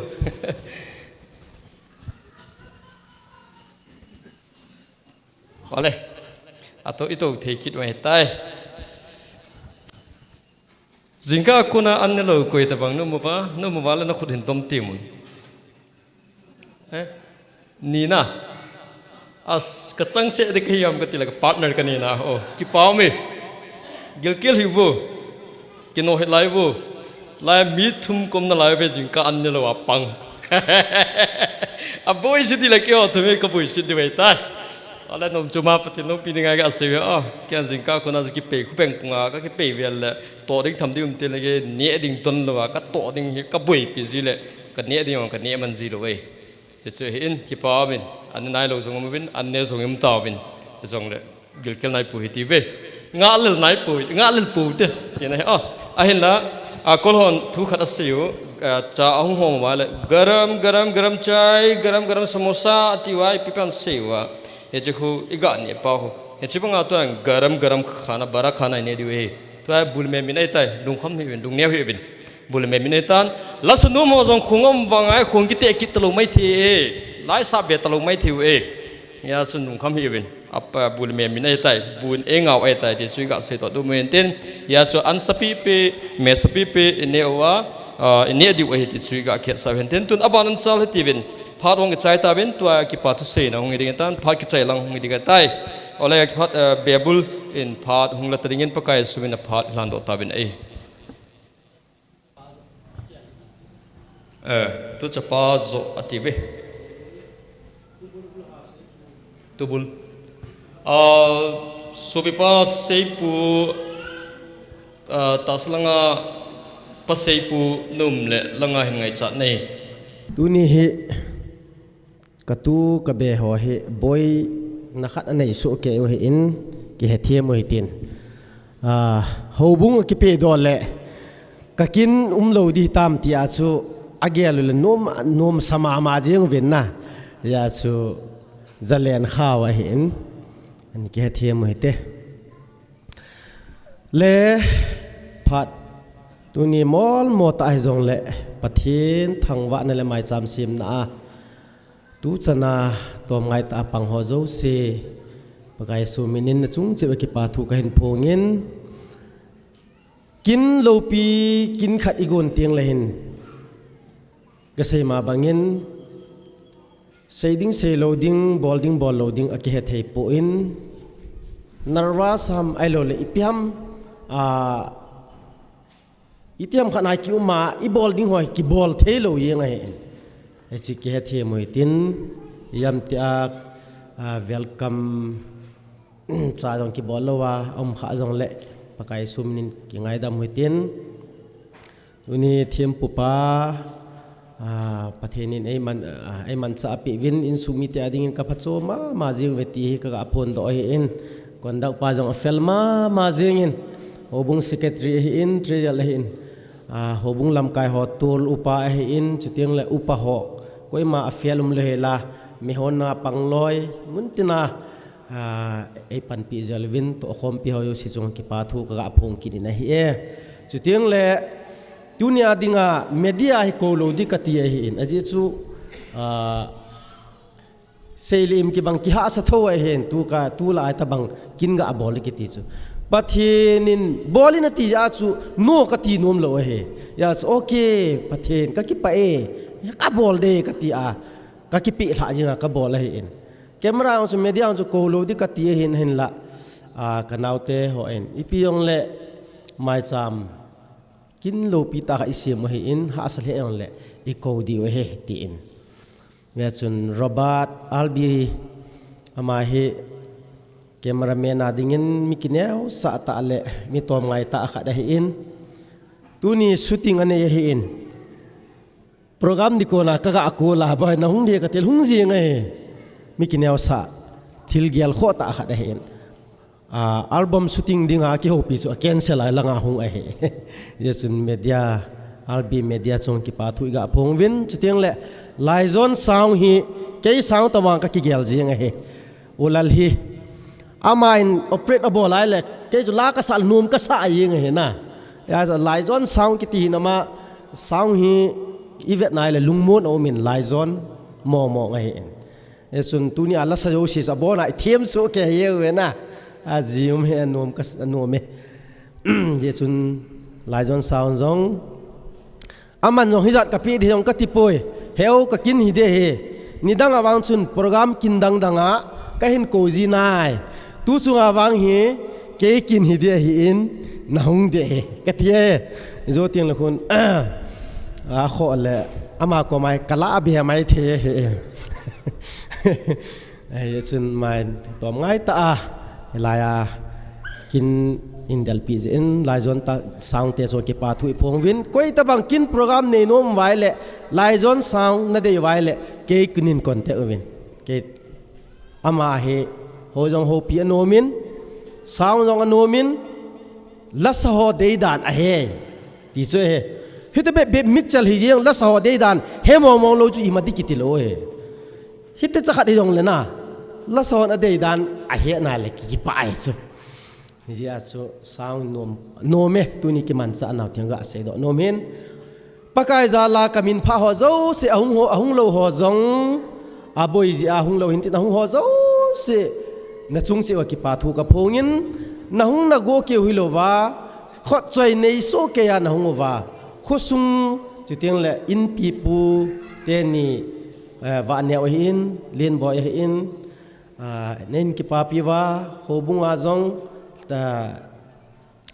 napan la non te tiang la khosunga dinga jon pi ham na khotsaga na kho na mi khat ni na la nei gel kho no hi lo pi ka sa in ka ke pa e ti jong ka se do nom hin sei di tam ta ma he hilai mong len phai ka hung che na pa na he kan ni khan to yeng he ka ki tu pi he a ki tu pi chu nu chong to hen ke ni ka ki tu pi he nu ting nei chong he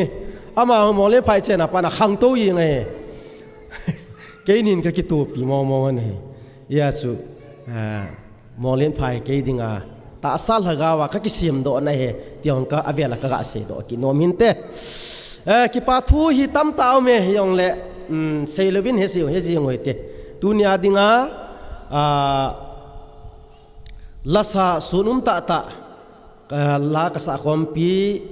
khat su ka su pi hen lang khat su ka tunu hi jong le hagawa dinga ka to khom pi a hi honin ki pa thil pi nel kha cha ga pi honin ka te ka zol pa wai clip du neo pakai suminin hung dan tin chu tel ka tunu jong hung yin tin hung hon ba ngon la sa amana ai lo la hung mana ka pi poi gel kel hi ngai lu na na program na hung lol hin sa on jala ngai lu na thil pi akan pi hin be i ma chai po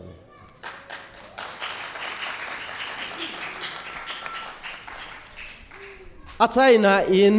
bepa bebul seidinga ka koi hin ka bebul pa hung ta lo zin tuile tamle tuni a he an kong insung mi te an kan se mo he hobung mi tel ahung kal sung pastor reverend alol ulanaw sa langa ho zo se pathin le ke ma engai na ho zo sin tuile tam le kam khat kam ni be nei ne pi wa oi wa ta a nei kile sa pi diu ti avela he se achukan se do hen tin tu chana pathin ei pui hoi dan le ke pa thu kan se ri chan chui tan te se ke be thang dan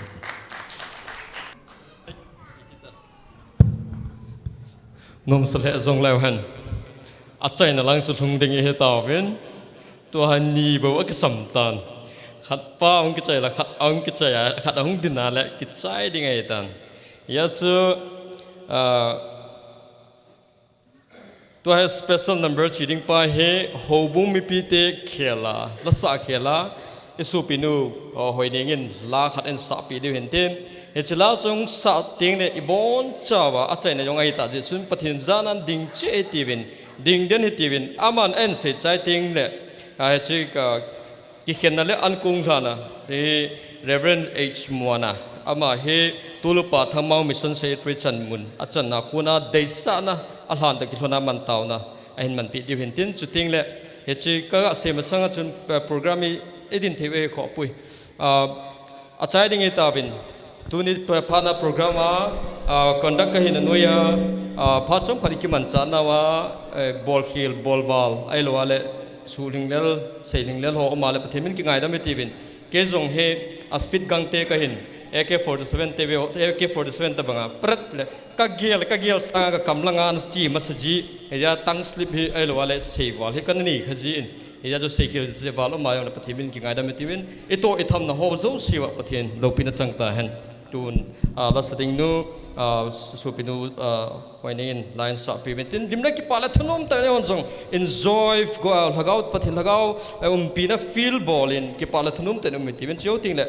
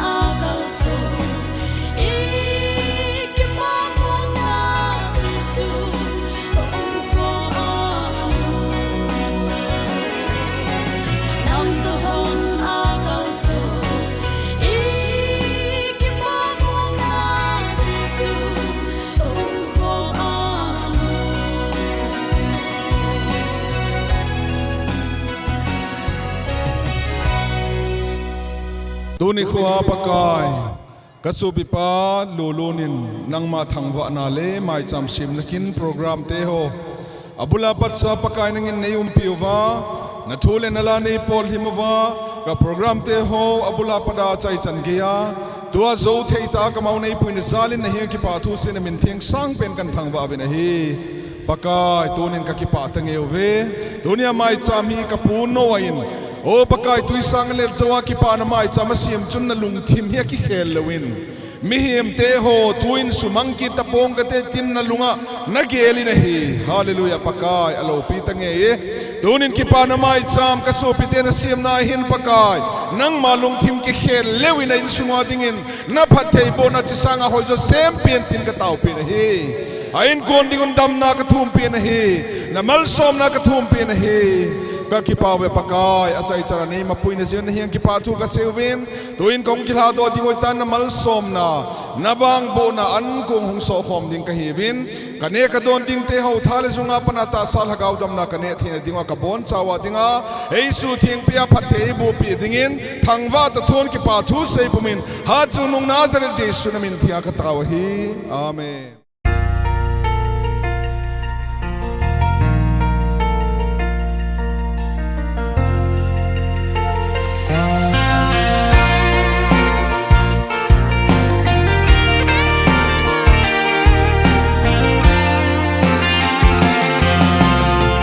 Kaya te dingin ikimahau nahi ngay lut na la azun sang pen pe zona atia hau na thu pi pe Jesu anei te adi nang noom na no nang noom kayo kalakwa umin nang tolhon akal so ikimag mo na Jesu toong khom ano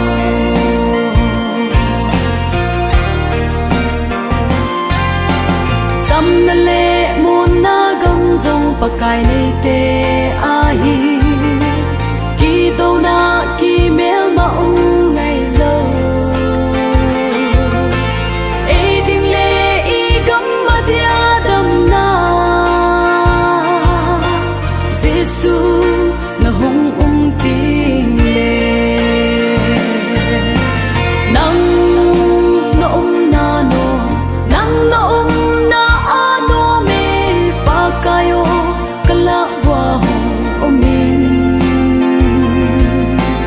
nang tolhon akal so ikimag mo na Jesu toong khom ano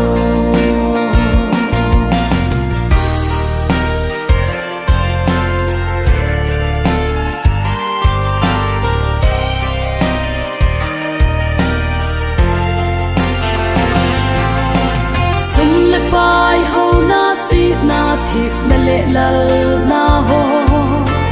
man na ding